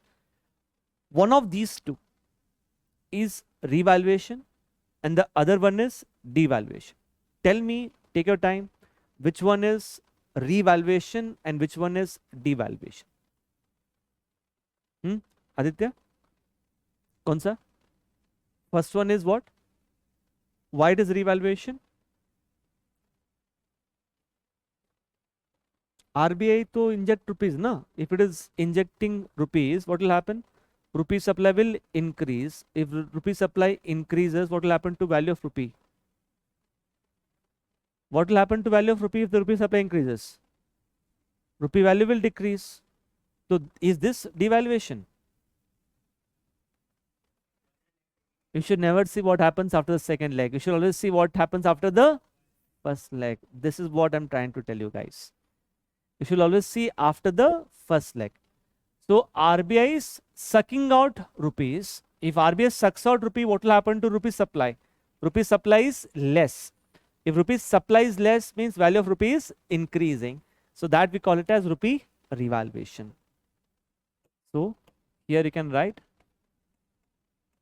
RBI sucks out rupees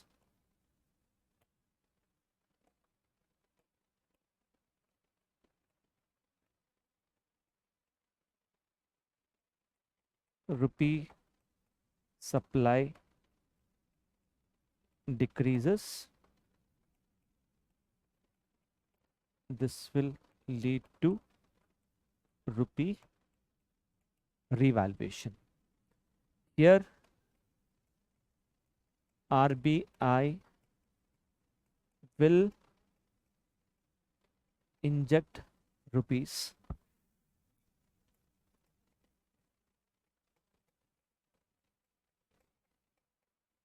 rupee supply will increase.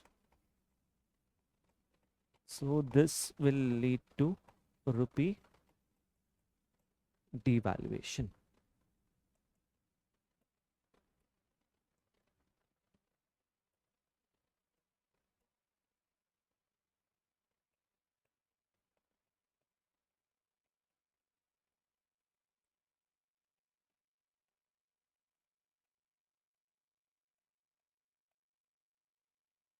Here, what is happening to rupee liquidity? Increasing or decreasing? It is decreasing because RBI is sucking out rupees. So rupee liquidity will decreases and rupee liquidity will increase.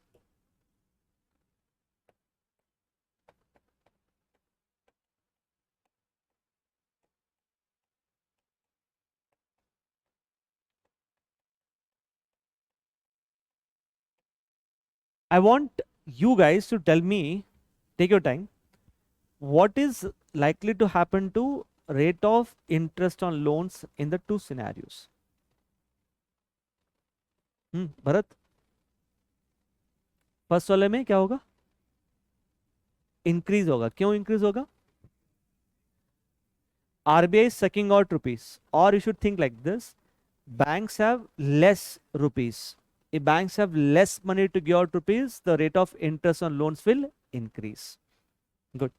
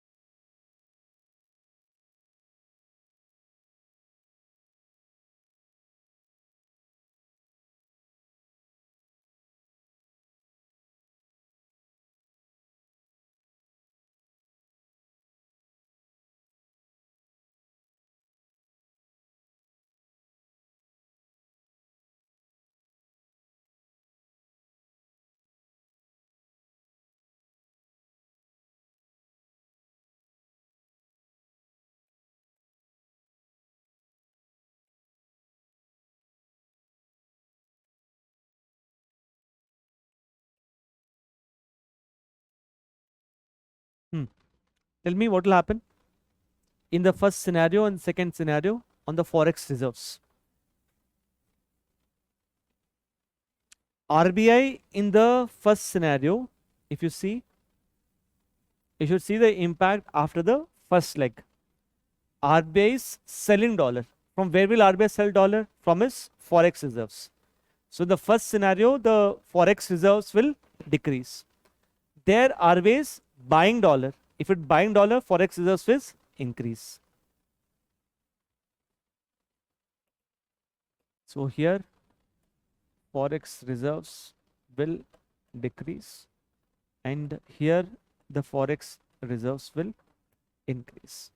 Now coming to the last and the most important thing,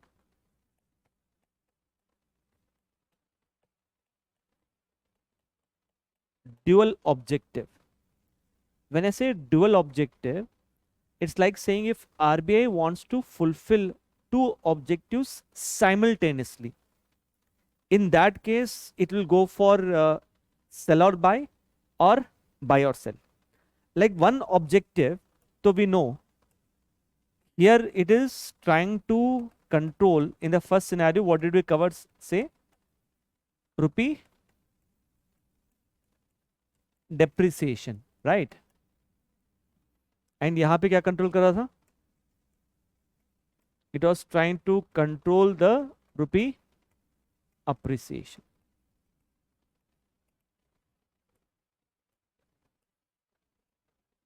We said na, depreciation and appreciation. I'm saying apart from this objective, there's something else also which RBI is able to fulfill. What is that? हाँ, यहाँ पे क्या कर रहा है? RBI is increasing the rate of interest on loans. When will RBI increase the rate of interest on loan? During recession or inflation? During inflation. है ना? Rate of interest on loans will increase. RBI is increasing the rate of interest on loans. So, what is that policy of the RBI called as? Contractionary or expansionary? Contractionary. So, here, if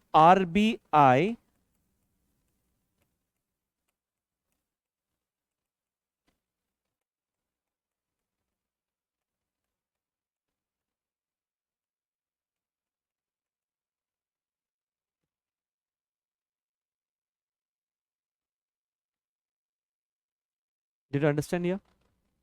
This side, it will control appreciation, and what policy it will follow? Expansionary policy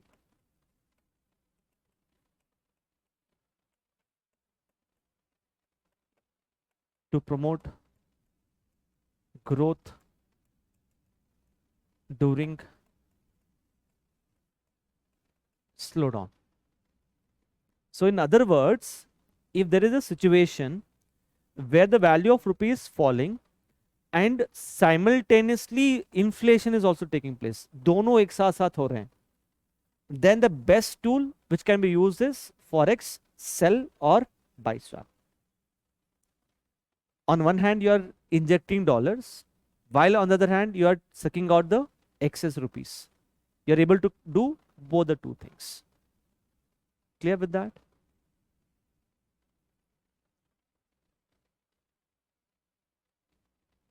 Everyone second now? Now tell me, what is the most complicated thing here? Did you find any complication? Is there any thing which is complicated? आपको बस एक चीज याद रखना है. हाँ हाँ, you should not worry about it. I told you the easiest way to get answer to any question on the swap. Simply make this diagram. This diagram. When you hear this word sell or buy, first is sell and second one is buy. When you come across buy or sell, first one is buy, second one is sell. If you have this diagram, you can answer any question. For example, here I will ask you, when is this adopted? You should ask yourself, when will RBI sell dollar? RBI will sell dollar when there is a shortage of dollar. If there is shortage of dollar, dollar value has increased, rupee value has fallen. So this is adopted to control depreciation. And here RBI is sucking out rupees. If RBI is sucking out rupees, what is happening is value of rupee will increase, and if the value of rupee increases, that we call it as rupee revaluation. That's it. If RBI is sucking out rupee, what will happen to rate of interest on loans? Increases. It means on one hand, by selling dollar, RBI is able to control depreciation, while sucking out rupees, RBI is trying to control inflation. आसान है? Just make this diagram anytime you get any question related to forex swaps. Take your time, just go through what all things we have covered.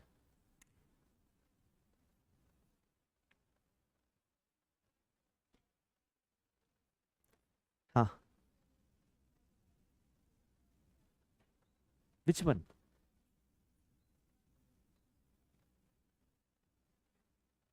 This one you're saying that RBI is injecting rupees, no?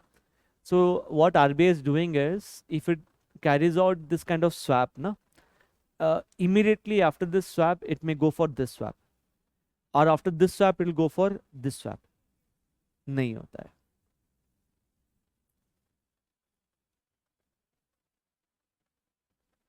ठीक है. हाँ, coffee बोल देना, black coffee.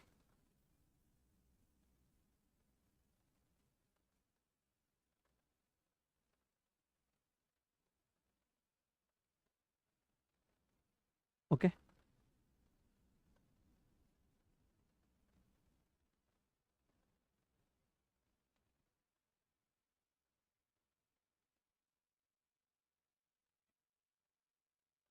चलो, let's see how many of you will be able to answer these questions. Start working out. Online students, anyone has any doubt?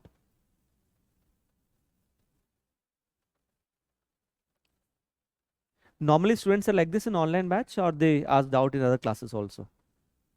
They're always like this? I never understand. Yes, online students. Okay. Huh.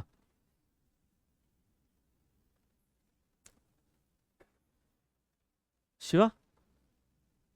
Huh? RBI is selling dollar. When does it sell dollar? To control what? Depreciation.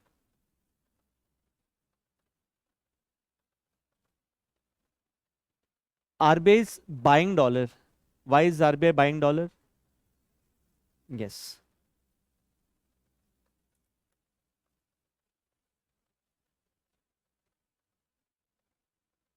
RBI is selling dollar. By selling dollar, RBI takes out rupees. If RBI takes out rupees, what will happen to rupee supply? Decrease. If rupee supply decreases, rupee value will increase.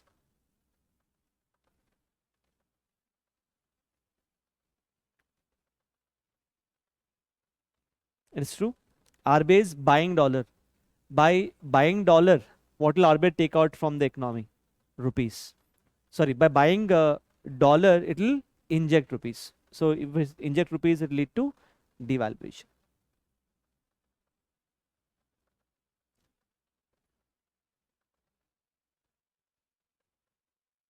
We discussed it has dual objective. यहाँ पे कैसे सोचना है? RBI is selling dollar. By selling dollar, it is able to control depreciation. By selling dollar, it will take out rupees. By taking out rupees, it is sucking out excess rupees. By doing that, it is able to control inflation. This also we covered. It is right. If appreciation and slowdown are happening simultaneously.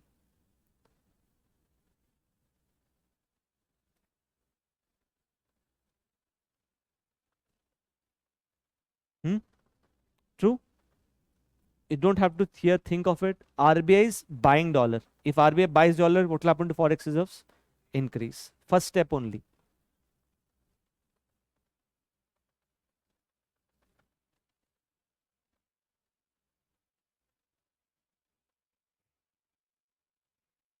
Why? Uh, MSS is used by the RBI to suck out excess liquidity which has been injected to control what? Not depreciation. It is to control appreciation.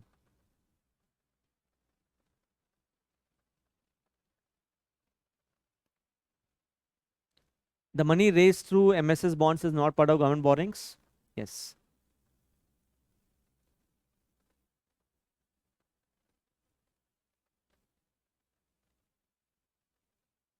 it is true. Okay. Is that clear? Okay. अगर आपको लग रहा था अभी तक आसान था, now it's a more deadly topic than what we covered. And let me tell you, ये ऐसा topic है which people who go to interview also are equally confused. The next topic is the topic of yield rate management. So, right, yield rate management. After understanding this topic, you will now feel कि अभी तक हम क्या पढ़ रहे थे. Repo, reverse repo will look like ABCD for you guys. Yield rate management. हाँ, next two.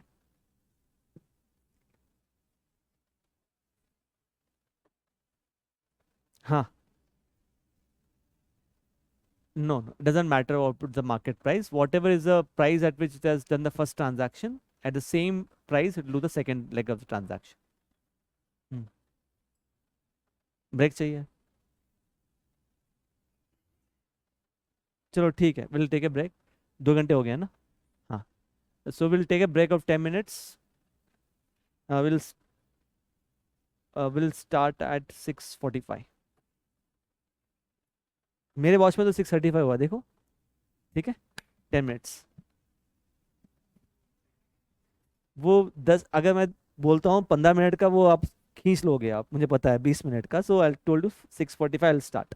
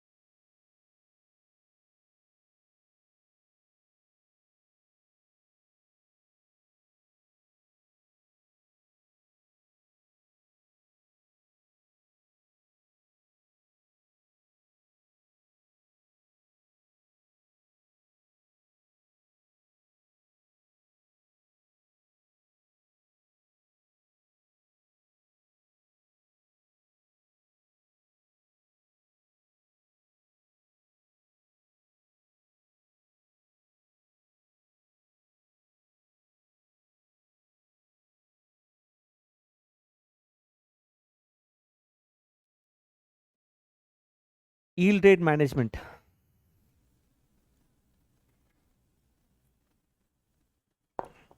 Write the background.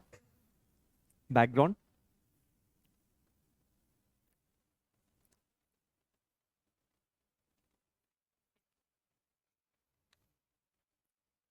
During COVID-19 pandemic,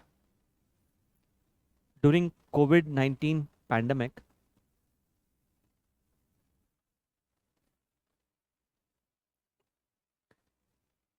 there was increase in the government borrowings. There was increase in the government borrowings,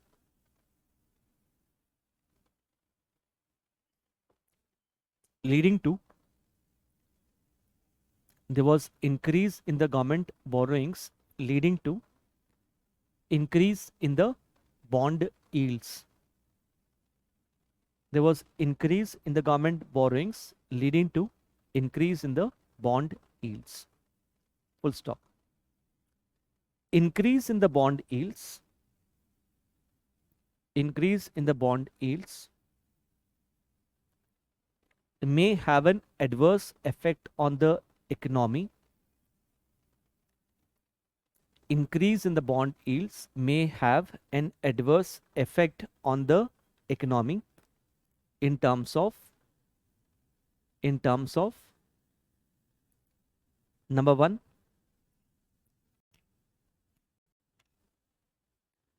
increase in the borrowing cost of the government.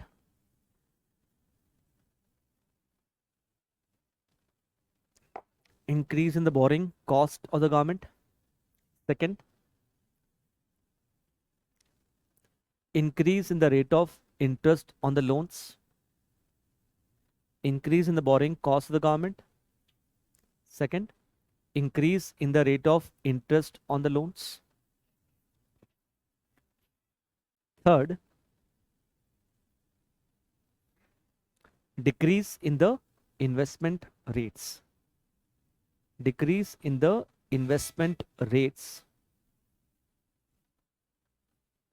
due to higher cost of borrowing. Due to higher cost of borrowing.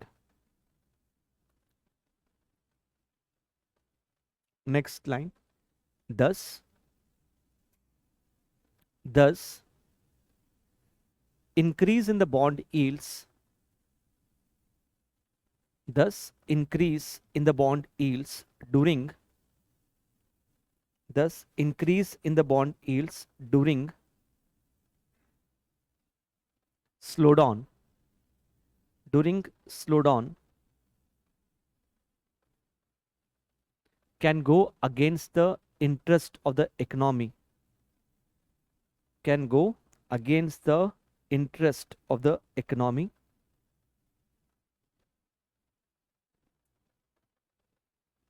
Full stop. Next para. Hence RBI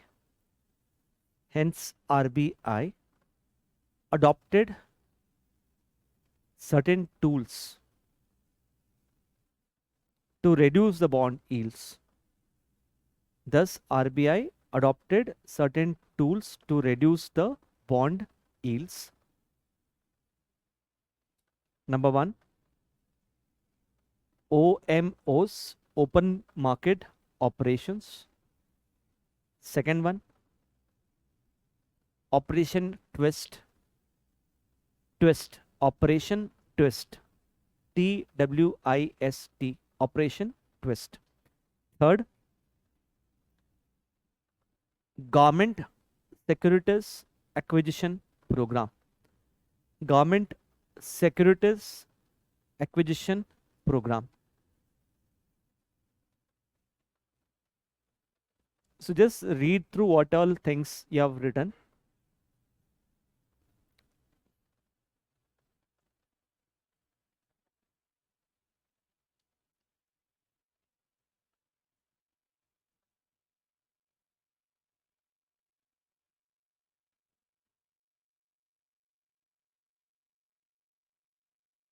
कुछ समझ में नहीं आया ना? हाँ, समझ में भी नहीं आएगा. Because this is something which will come back to at each and every stage of our discussion. But a simple story here. Story is COVID-19 happened. Because of COVID-19, can I say the government had to borrow more money? So government started to borrow more. So as the government started borrowing more, the bond yields in India started increasing. Especially when the economy is facing a downturn, slowdown. Bond yields should not increase. Because if the bond yield increases, number one, the cost at which the government borrows money, the borrowing cost of the government will increase. Rate of interest on the loans will also increase. If the government is borrowing money at a higher rate, or if rate of interest on loans increases, can I say this will discourage investment? Especially when the economy is facing slowdown, we need more of investment. So what RBI did to reduce the bond yield, it took basically three tools. OMOs that we have already covered, open market operation. Second one is Operation Twist, and the third one is GSAP, Government Securities Acquisition Program. The idea here is to cover the three tools. That is, what is OMO, GSAP, and Operation Twist. But I cannot discuss that unless I make you understand what exactly is bond yield. Second, you should also know what are the factors affecting the bond yield. Why will bond yield increase or decrease? Third, what will happen if the bond yield increases? Like I said, if the bond yield increases, borrowing costs will increase, rate of interest on loans increases, and what will happen to investment rate? Investment rate will fall. Why it will fall? And then last part is the tools. So write down topics to discuss. After the background, topics to discuss. Number one, basics about the bond price and bond yield. Basics about bond price and bond yield. Second, factors affecting bond yield.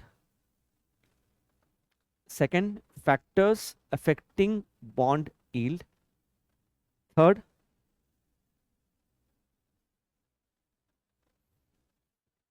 implications of higher bond yield. Implication of higher bond yield. Fourth, steps taken by the RBI to reduce yield rate. Steps taken by the RBI to reduce yield rate.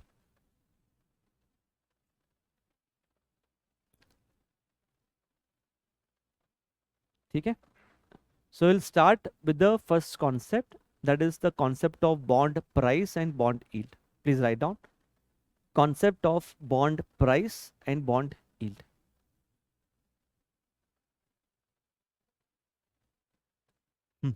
What happened?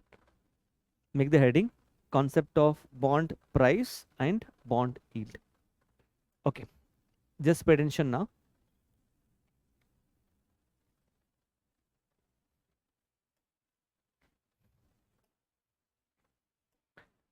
Did I cover about second primary market and secondary market in the class? Primary market is when you purchase financial instrument directly from the issuer, not just RBI. If you purchase shares from the company, that is primary market. The place where you do a trading of that instrument, we call it as a secondary market. Chalo, theek hai. So let's say in the primary market,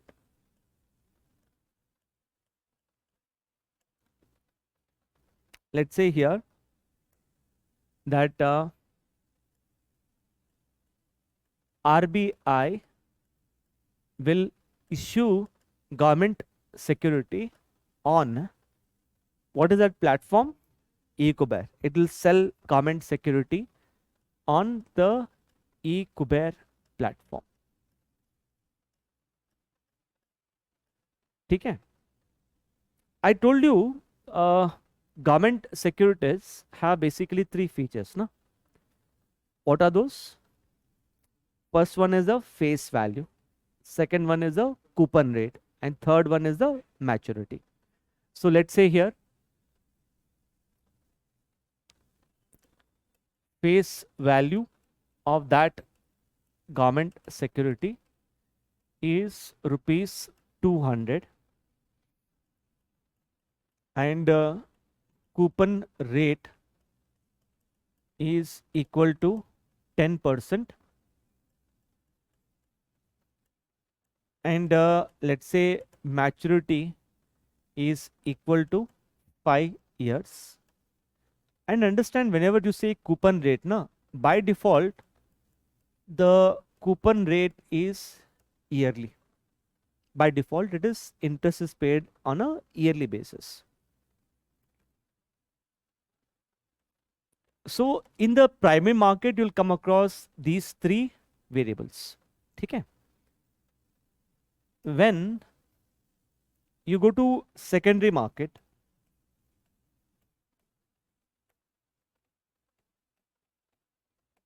in secondary market also what will happen is there will be three features once again. The three features are face value, uh, coupon rate and maturity in the secondary market.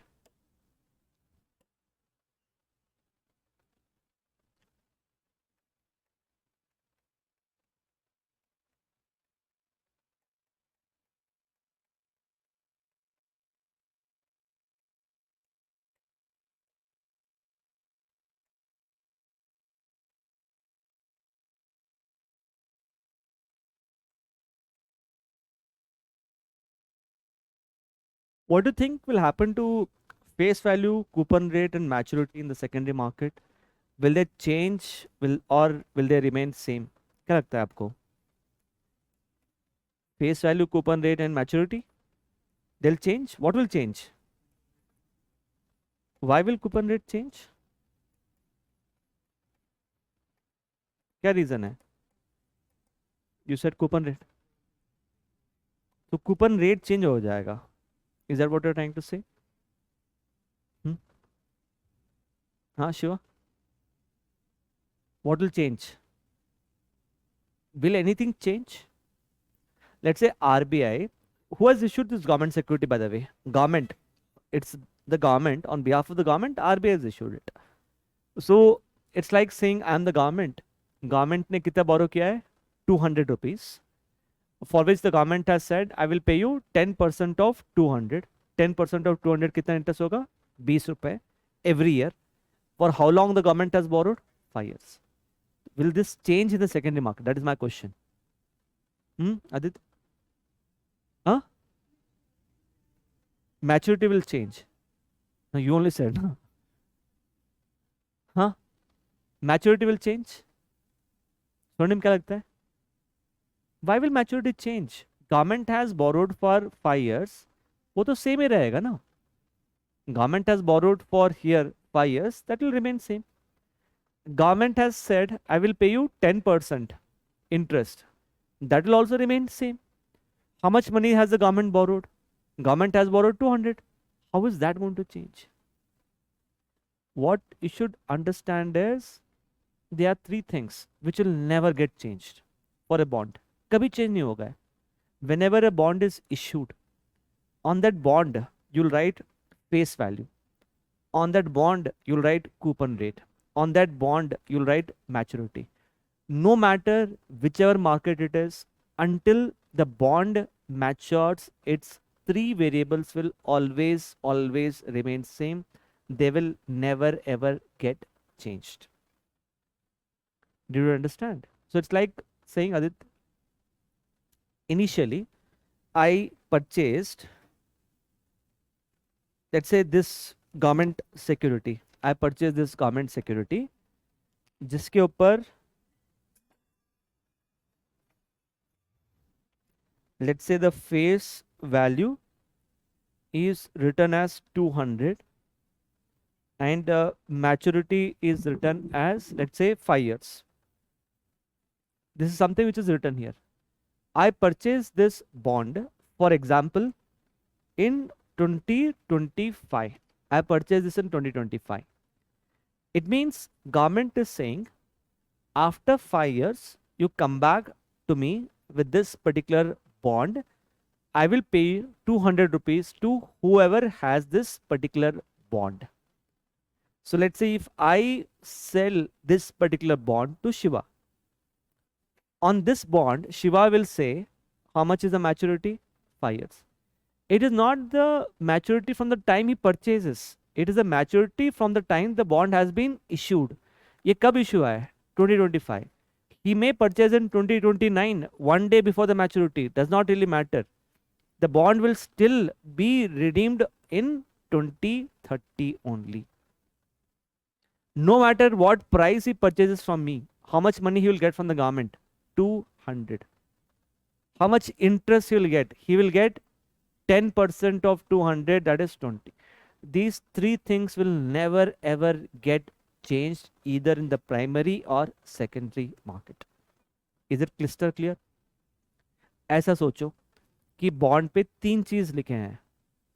एक है face value, second is coupon rate, and third is maturity. You cannot rub it. They will always remain same. It's just like saying on a 20 rupees note, 20 is written. On a 100 rupee note, 100 is written. Same way on the bond, these three things are written that can never get changed. Is that part clear? Okay. Now, taking it forward, there is a fourth variable now. The fourth variable is the interest income. Interest income means how much income you are earning in the form of interest, which is in terms of absolute amount. Absolute amount. How is interest income calculated? It is always calculated as coupon rate on the face value. Coupon rate on the face value. What is coupon rate? 10%. Face value kitna hai? 200. So how much will be the interest income? 20. Is that part clear, everyone? Now tell me, will the interest income change in the secondary market? In the secondary market, will it change? Why will it not change? I told you, interest income is always calculated as coupon rate on the face value. Is coupon rate changing anytime? Will the face value change anytime? ये दोनों कभी change होंगे नहीं ना. So that by applying that logic, here interest income will be 20, face value will be 200, coupon rate is 10%, maturity is 5 years. Same way, face value 200, coupon rate 10%, maturity 5 years, interest income 20. So please write down.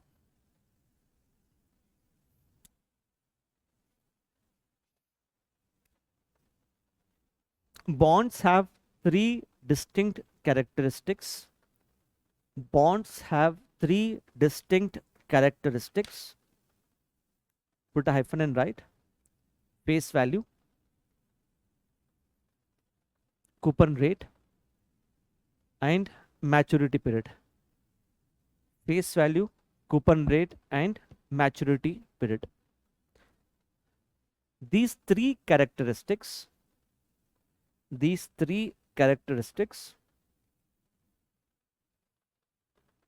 remain same throughout the tenure of the bond. Throughout the tenure of the bond in both primary market and secondary market. In both primary market and secondary market. Next para. Interest income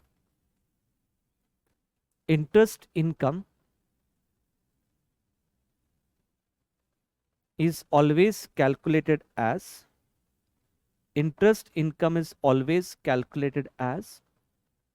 coupon rate on the face value. is always calculated as coupon rate on the face value.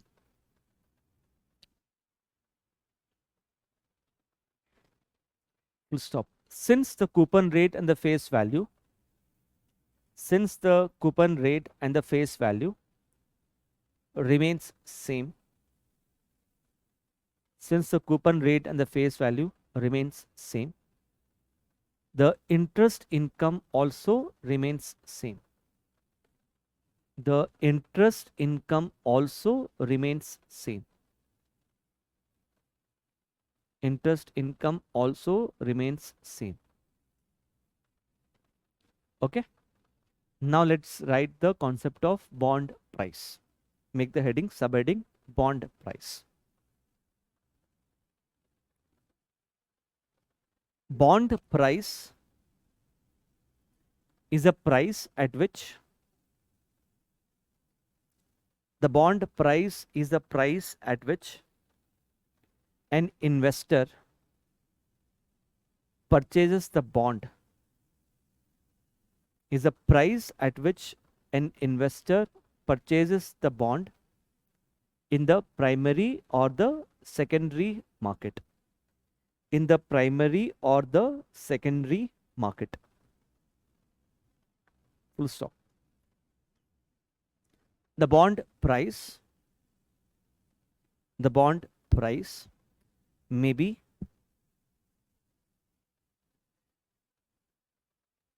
equal to, comma, less than, or higher than the face value of the bond. The bond price may be equal to, lower than, or higher than the face value of the bond, depending upon the demand. Depending upon the demand for the bonds. In the bracket, right? Imagine bond like apple. Imagine bond like an apple. खाने वाला apple. This is how I simplify things. Imagine bond like an apple. That's it. ज़्यादा confuse नहीं होना है. अगर Apple का demand ज़्यादा बढ़ जाता है तो what will happen to apple का प्राइस बढ़ जाएगा. If there is more demand for bond, what will happen to bond price? Bond price will increase. If there is less demand for bond, what will happen to bond price? Bond prices will fall. As simple as that. ठीक है? Look at the definition of the bond price. It's a price at which you purchase the bond in the primary or the secondary market. Just hold on. We covered different types of government securities. Varun, what are the different types? One is treasury bills, second one is cash management bills, state development loans, fourth one is dated bonds. So, which one is purchase at discount? Treasury bills and cash management bills, they are always purchased at a discount to the face value. At what price you purchase, that becomes your bond price.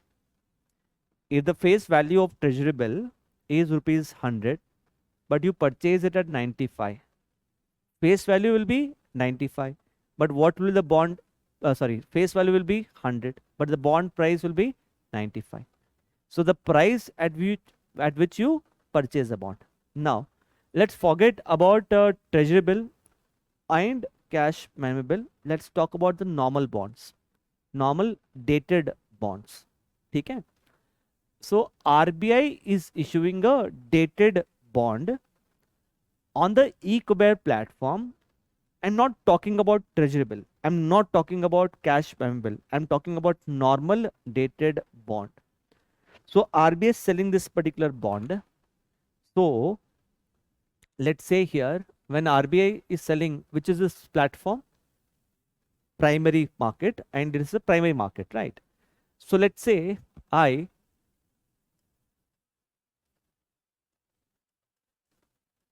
purchase dated bonds from RBI. Do you purchase dated bond at discount or at face value? It's always at face value, no? So I will purchase the dated bond from the RBI at rupees 200. So for me, what will be the bond price? मेरे लिए bond price क्या होगा? Rupees 200. यहां तक clear है? Okay, let's say here this is scenario 1.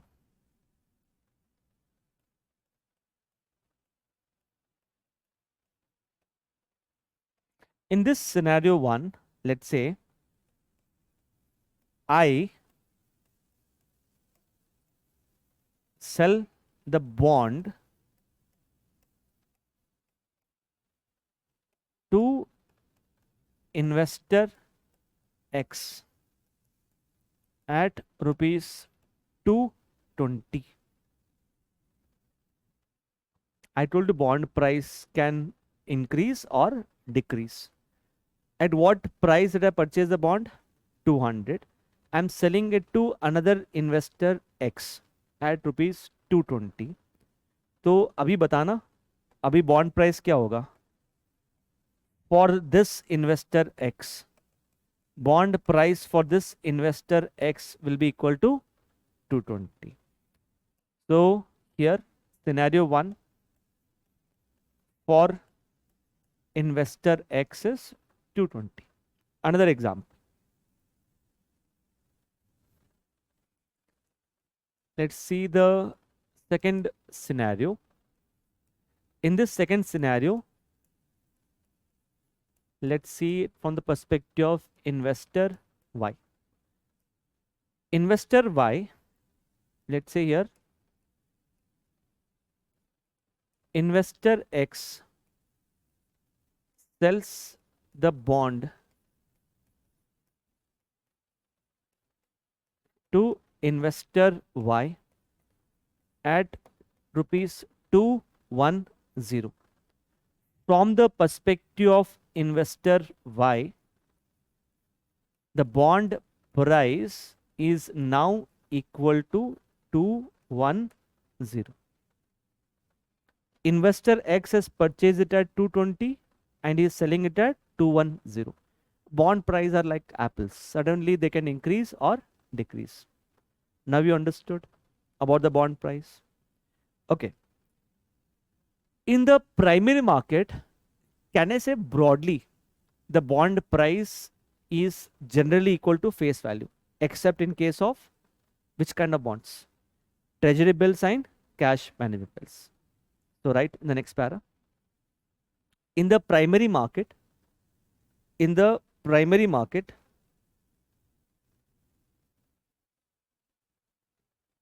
in the primary market, comma, the bond price is equal to face value. Bond price is equal to face value in the bracket, except in the case of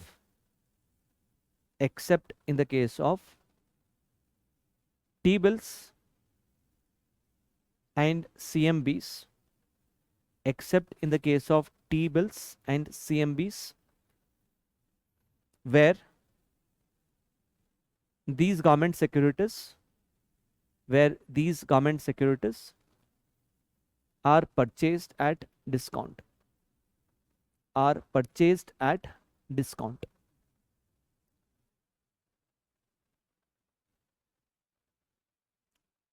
Next para.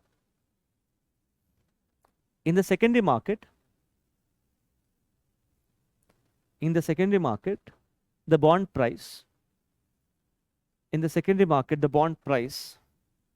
increase and decrease, increase or decrease depending upon the market forces of demand and supply. Depending upon the market forces of demand and supply.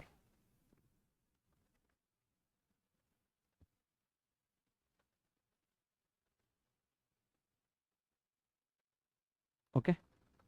Note after this, note the interest is always paid on the face value. The interest is always paid on the face value and not on the bond price. The interest is always paid on the face value and not on the bond price. यहाँ तक clear है सबको? Right, the next concept, bond yield. Bond yield.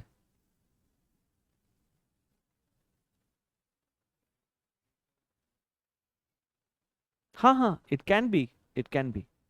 It can be equal to, less than, or more than face value. Anything can happen in secondary market.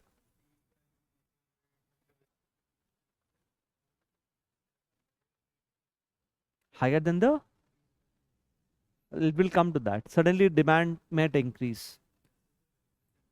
We'll come to that. Do not worry. We'll सबसे पहले तो bond yield का concept देखते हैं. Then we'll link it to these things. Next, right? Bond yield. Bond yield refers to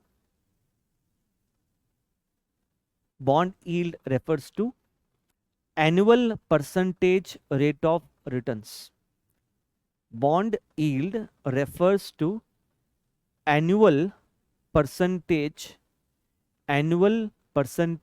rate of returns on the investment in the bonds. Annual percentage rate of returns on the investment in bonds. Okay. Forget economics for the time being. Think of the word yield. Y-I-E-L-D. What do you mean by yield? How much is the returns that you are getting? आपको कितना returns आ रहा है? For example, let's say you are a farmer. So you are sowing crops, growing rice, wheat, tomato. So you'll know your returns, yield, and you'll calculate that yield as per acre. So let's say you have 2 acres of agricultural field, and let's say from that 2 acres you have got 200 kilos of tomato. So you'll say per acre yield is 100. That is how you will express yield. है ना? Yield is a returns that you get. But understand, when I say bond yield, we don't express this as absolute value. Bond yield is always calculated as percentage. It is always percentage. It is never calculated as absolute value. For example, if I am saying absolute value of returns, absolute value, मेरे लिए what is my returns on my investment in bond? I have invested how many rupees? 200. On my investment of 200, how much is the returns that I'm getting every year? 20. My returns is, yield is 20. For this investor X, how much is his yield? He is still getting 20 only, na? How much is this for investor Y? How much is the yield? 20. But we don't calculate yield in absolute value. We always calculate this as percentage of your investment. समझ में आया सबको? Everyone is clear? Okay. Now, let's try to calculate the yield for each of these 3 people. Please pay attention. This is where people get confused. So, यहाँ पे ध्यान रखना है. All of you know basic maths, CSAT. You know how to calculate percentage, right? Percentage school class 8 में पढ़ा होगा आपने. But assuming that people have not studied maths in school, I'm trying to simplify things. Here, let me calculate my bond yield. I will calculate my bond yield saying that मैंने ₹200 invest किए हैं, I have invested 200. On investing 200 rupees, every year I am getting returns of 20. If I want to calculate percentage, we will say if I had invested 100, how much will be my returns? So I will calculate this as 100 divided by 200 into 20. This 0 get cancelled. 2 1za, 2 10za. So my bond yield will be equal to how much percentage? 10%. For me in other batches, right, it was very hard for me to explain कि ये 10% कैसे आता है. That's why I am not taking any kind of risk. I explained everything. Some people came to me and asked, sir, why are you taking 100 only? We are taking 100 because percentage is calculated like this. If you want to calculate percentage, you have to assume for 100 how much it is. Like in your school, out of 500, you got 450 marks. Percentage कैसे calculate करोगे? 500 को 450 मिले आपको, तो 100 को कितना मिल रहेगा? That is how you calculate percentage, है ना? My bad experience has taught me कि this is how you have to explain the students. यहाँ तक clear है? Everyone? Okay. Let's calculate the bond yield for this person. For this person X, you should ask now, इसने कितना invest किया? How much money has this person invested? Don't tell me 200 because this person has bought the bond at what price? 220. So you should ask like this. This person has purchased the bond at 220. On that, he is getting a returns of how much? 20. Had he invested 100, how much it is? Why we take 100? Because percentage is calculated like this. ठीक है? Please tell me. Put your CSAT skills to work. कितना आएगा ये percentage wise?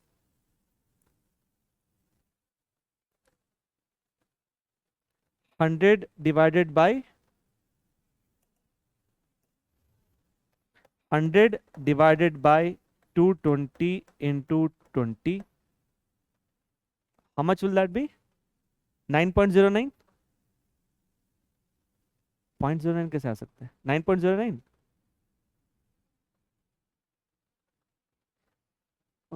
यहाँ पे economics में अच्छे marks आएंगे, सी सेट में प्रॉब्लम हो जाएगा. बताओ कितना आ रहा है? मैं बिना okay 9.09. Just cross verify, is it correct? Correct है? What were you saying? 0.09. Okay, let's see for this person. This person has invested how much? 210. For 210, this person is getting a returns of how much? 20. Had he invested 100, how much he would have got? 100 divided by 210 into 20.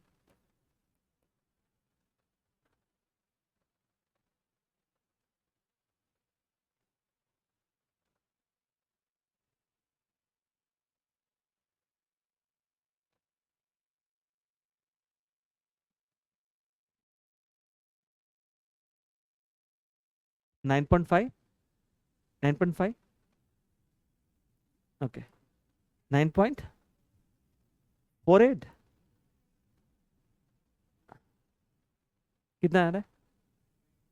9.52. Okay, thank you. 9.52. समय आया? Okay. Now, please tell me, all of you, just let's connect the dots here. If you have understood this, you'll be able to connect the dots.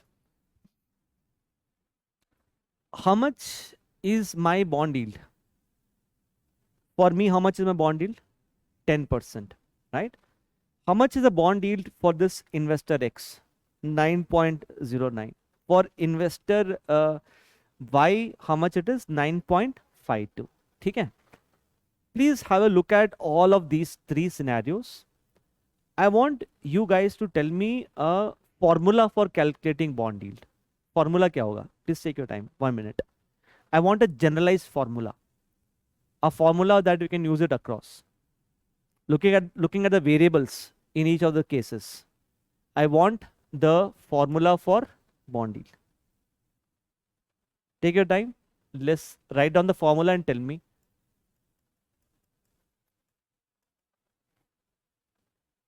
In each of the cases, there's some formula. What is that formula? Please write it down and show it to me.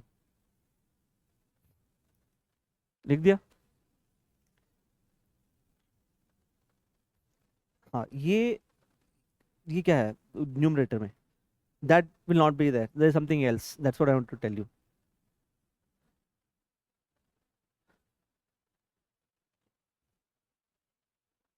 Second, ये क्या है?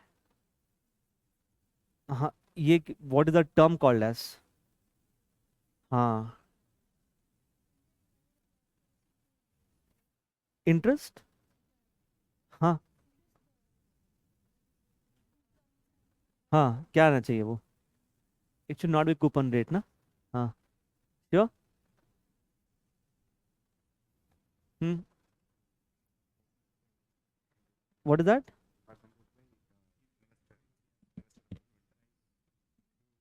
Investment is what? Bond price. So right ना bond price. Denominator में क्या आना चाहिए? Bond price. And numerator में percentage नहीं आएगा यहाँ पे. It's not percentage. In each of the cases, are you writing percentage or are we taking into account interest income? Interest income है. नहीं. In each of the cases where I'm doing into, I'm just keeping that same ना. In each of the cases, it is 20 divided by bond price. 20 divided by bond price into 100. What is 20? 20 is interest income. What is denominator? Denominator is bond price. That's it. So if I can write a generalized formula for calculating bond yield is not the coupon rate, it is interest income divided by bond price into 100. So here for this investor, for me, the bond yield will be equal to 10% for me. Here, let's apply the same formula. It is just for making you understand, but let's write the formula. The formula will remain the same.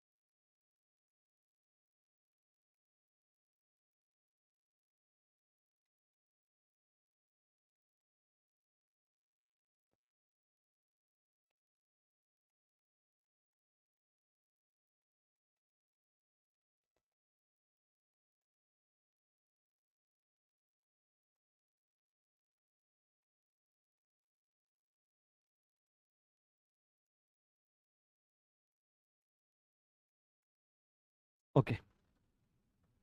Have it taken down? If you're not taken, please take it down the two scenarios. हाँ, start ही नहीं किया तो क्या कर रहे थे अभी तक? चलो ठीक है. Is this okay?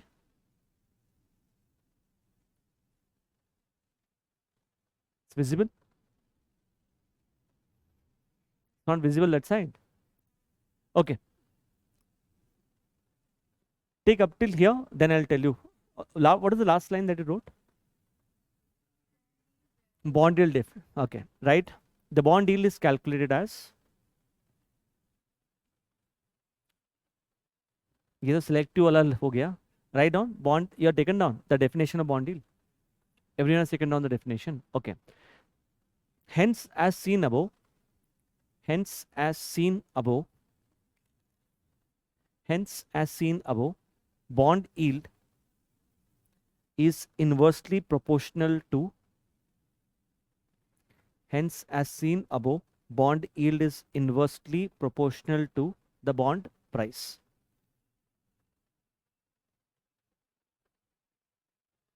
I think this is pretty simple because bond price is in the denominator. Hence, as the bond price increases, hence, as the bond price increases, comma, bond yields reduces. Huh? You're not taken down. हाँ, ये अगर आपको लगता है कि you'll be able to remember, hence, as the bond prices increases, bond yield reduces. Okay, now you can take this down. Okay, before you take it down, think of one important concept. How much is the interest income which I am earning in this particular scenario? I am earning a interest income of rupees 20. How much is the interest income earned by X? He is also earning 20. Y is also earning a interest income of 20. Everyone is earning same interest. But why is the bond yield different for different people? Bond price. Who has purchased the bond at a least price? I have purchased the bond at a least price. That is why I'm getting the highest yield. Between X and Y, who has a lower bond yield? X has a lower bond yield because he has purchased the bond at a higher price. So just take down this.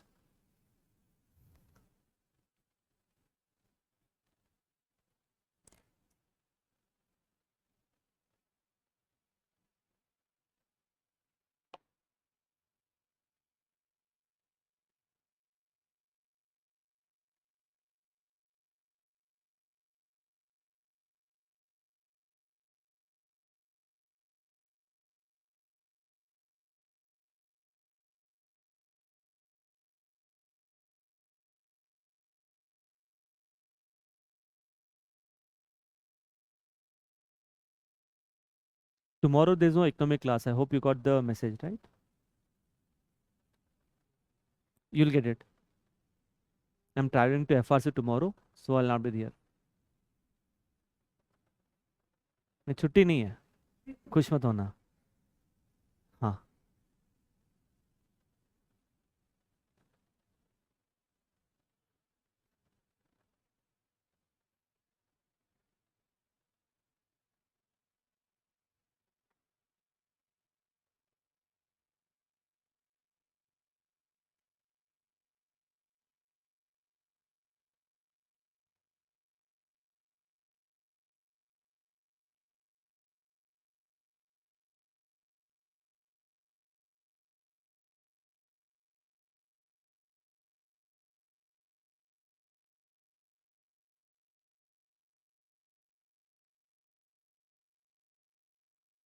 हाँ. I hope this is suiting you, everyone. Got a little late today, but 4:30 is okay with you?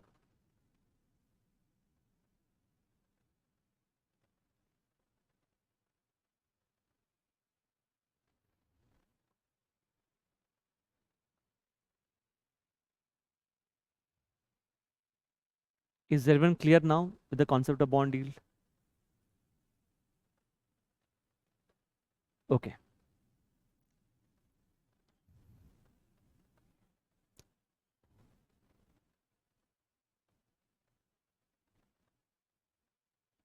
What's the next topic in the list of topics we discussed? No, first is the concept of bond price and bond yield, factors affecting the bond yield. So right, factors affecting the bond yield. You have taken down? हाँ, take it down. बाद में भूल जाओगे आप. You have taken down?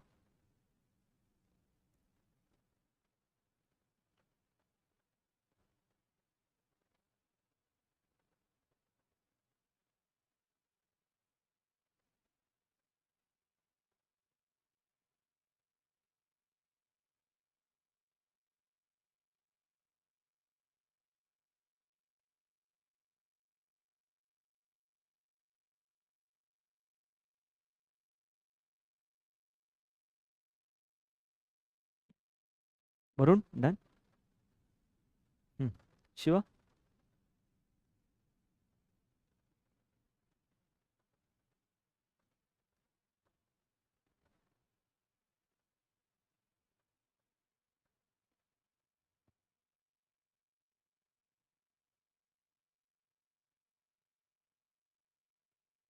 Okay. The bond yields in India, right? Factors affecting the bond yields. The bond yields in India is directly proportional. The bond yields in India is directly proportional to the following. The bond yields in India is directly proportional to the following. First one,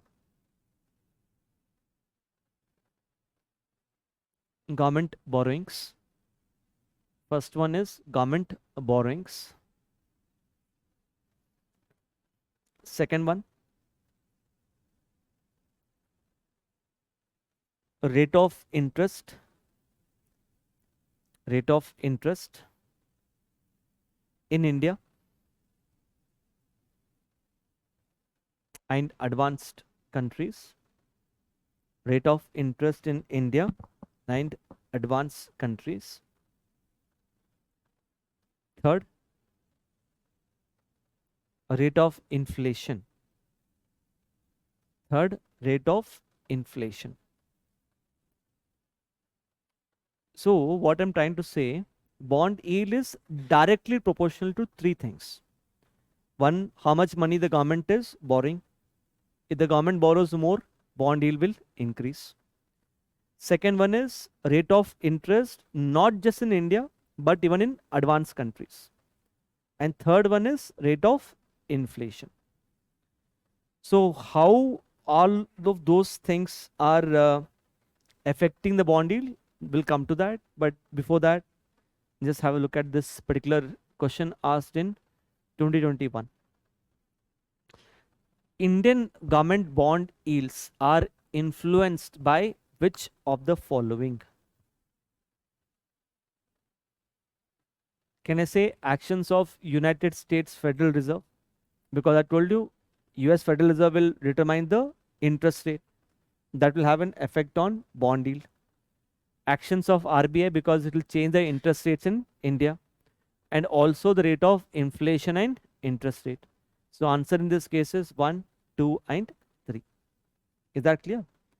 We'll come to this. So let's take up this discussion one by one, starting with effect of government borrowings on bond yield. Make the heading effect of government borrowings on the bond yields. That's the first thing that we are going to cover. How government borrowings will affect the bond yield.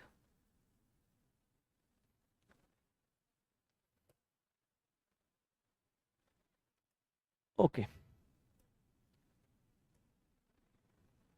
Before I discuss this, I'll just explain this concept. Now, let's say this is your house and this is this classroom. To come to classroom from your house, is there only one route? There are multiple routes. Na? Some people may come like this. some people may come like this, some people may come even like this also. Ultimately, you'll reach the same destination. But among all the routes, which one is the most simplest and the shortest? The direct straight line is the most simplest and the shortest and the most easiest, right? Same way, when you look at the effect of government borrowings on the yield rate, there are n number of ways to explain to you ki how government borrowings will have a effect on yield rate. I can explain to you by a straight and easy manner, or I can explain it to you by this manner, or I can explain it to you by this manner, or even like this also. But the most simplest and easiest is the shortcut, direct, है ना? And sometimes, when things look very simple, so straightforward, कभी कभी आपको लगता है क्या इतना आसान है? इतना आसान बिल्कुल नहीं है. Understand, I'm just making it easier for you by having this kind of linkage. If you read books, right, in books they will explain you by this route or this route or by this route. But do not fall into that, because ultimately in prelims you need to find out the most simplest, easiest and shortcut method. And it might so happen that tomorrow while revising you will have this doubt, sir ऐसे भी हो सकता है, और sir ऐसे भी हो सकता है, और सर ऐसे भी हो सकता है. बिल्कुल हो सकता है, बट आप कहाँ पे पहुंचोगे? Where I have reach a conclusion, same place will also reach, but it's only thing is you are taken a long route. समझ में आया? And the way I am going to explain it to you, you might think क्या इतना आसान है. It's not that easy. Like I told you before, it's actually little tougher, but I'm just making it simple for you guys. Now, all of you, just put your mind to work. Think like this. If the government is borrowing more money, what do you think will happen to supply of government securities in the market? Huh? Supply of government securities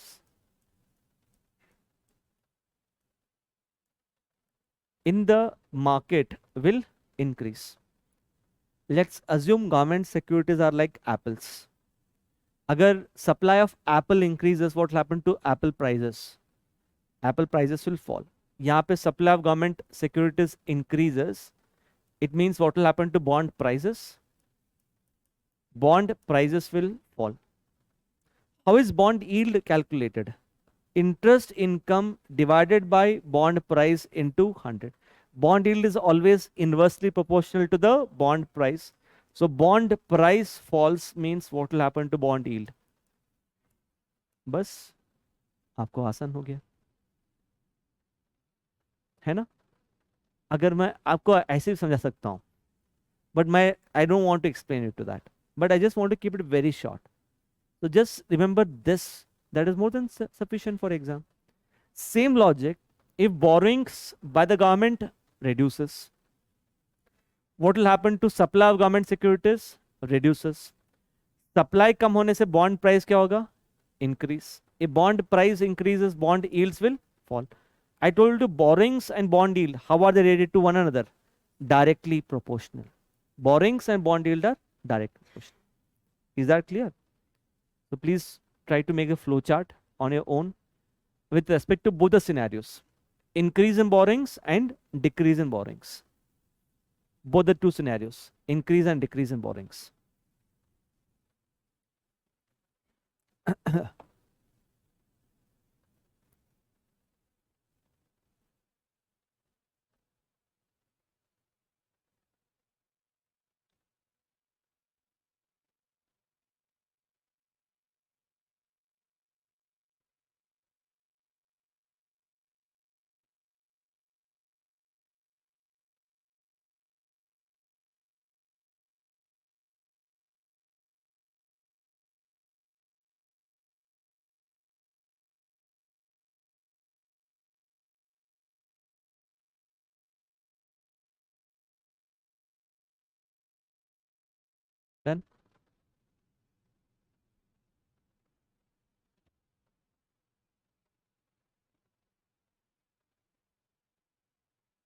Clear?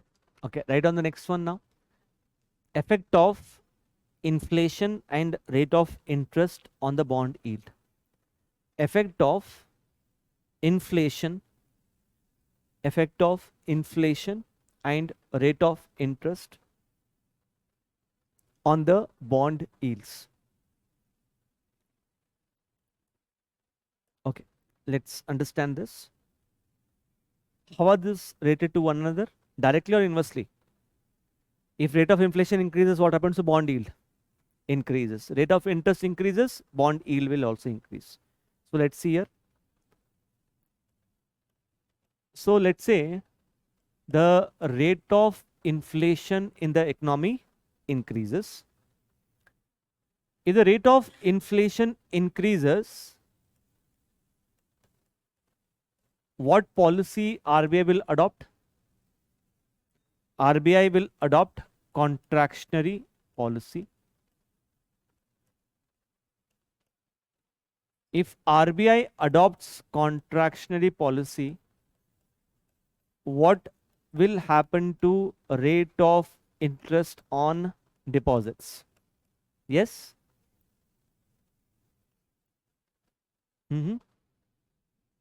Decrease होगा.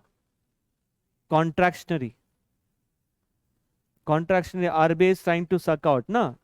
So rate of interest on deposits will increase. Confuse नहीं होना है, ठीक है? Rate of interest on deposits will increase. Okay, now just pay attention. Let's say I'm trying to simplify these things, and for simplification of things, we have to make a lot of assumptions. In economy, what we do, in order to simplify a complex topic, we make certain assumptions. The assumption which I'm making here is there is a very rational investor. This investor has, let's say, 100 rupees. And this investor being rational, he has two choices to make investment. One, he can make a investment in the form of deposits with the bank, or he can make that investment in the form of a bond. Whether he makes investment in deposit or bond will depend upon what is the interest returns that he is getting. So he will compare rate of interest on deposits with respect to the coupon rate on the bond. He'll compare these two. He's a very smart investor. He will compare these two. Wherever he is getting more returns, there he'll make investment. He's a smart investor. And I'm assuming that इसका कोई काम ही नहीं है. रोज सुबह उठ के देखता है कि how much interest is getting on deposit and how much is the coupon rate on the bond, and based upon that he makes investment. Now, what has happened to rate of interest on deposits? Yes, rate of interest on deposits has increased. Let's assume कि prior to inflation, rate of interest on deposit was 5% and coupon rate on the bond was also 5%. Did it really matter where he invested money? It not really matter.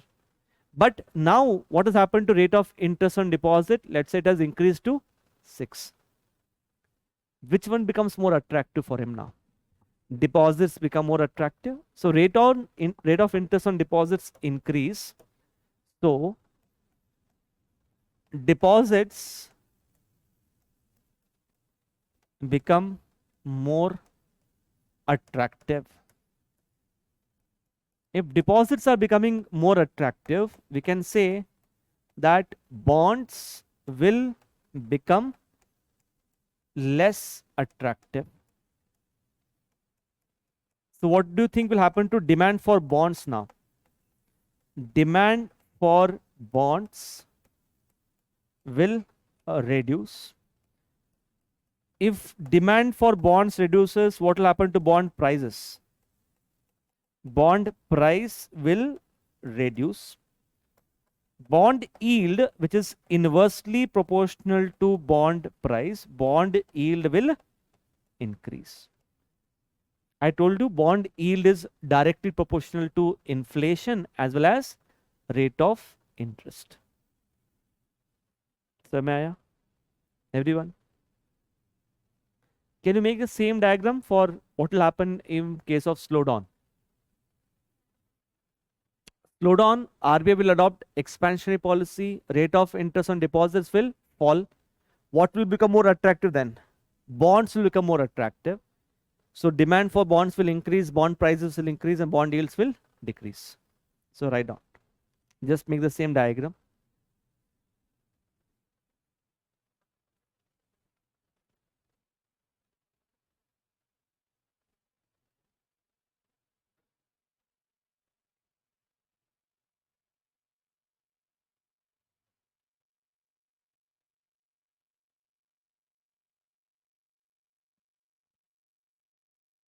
You can ask why?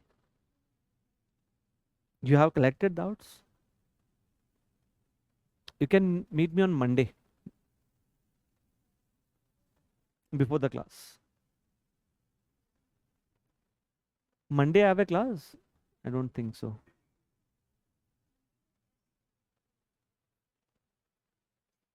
So whenever my next class is, before the class you can meet me. I'll be here.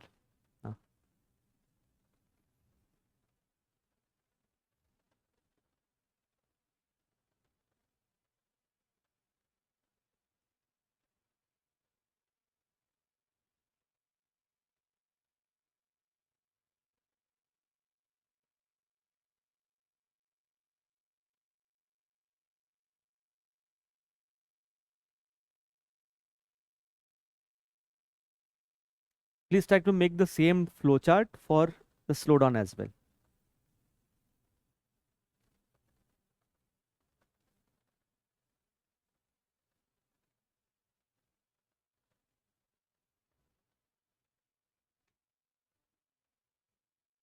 Both are equally bad.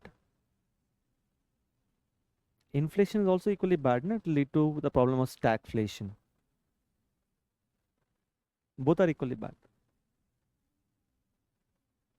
Both during inflation as well as slowdown.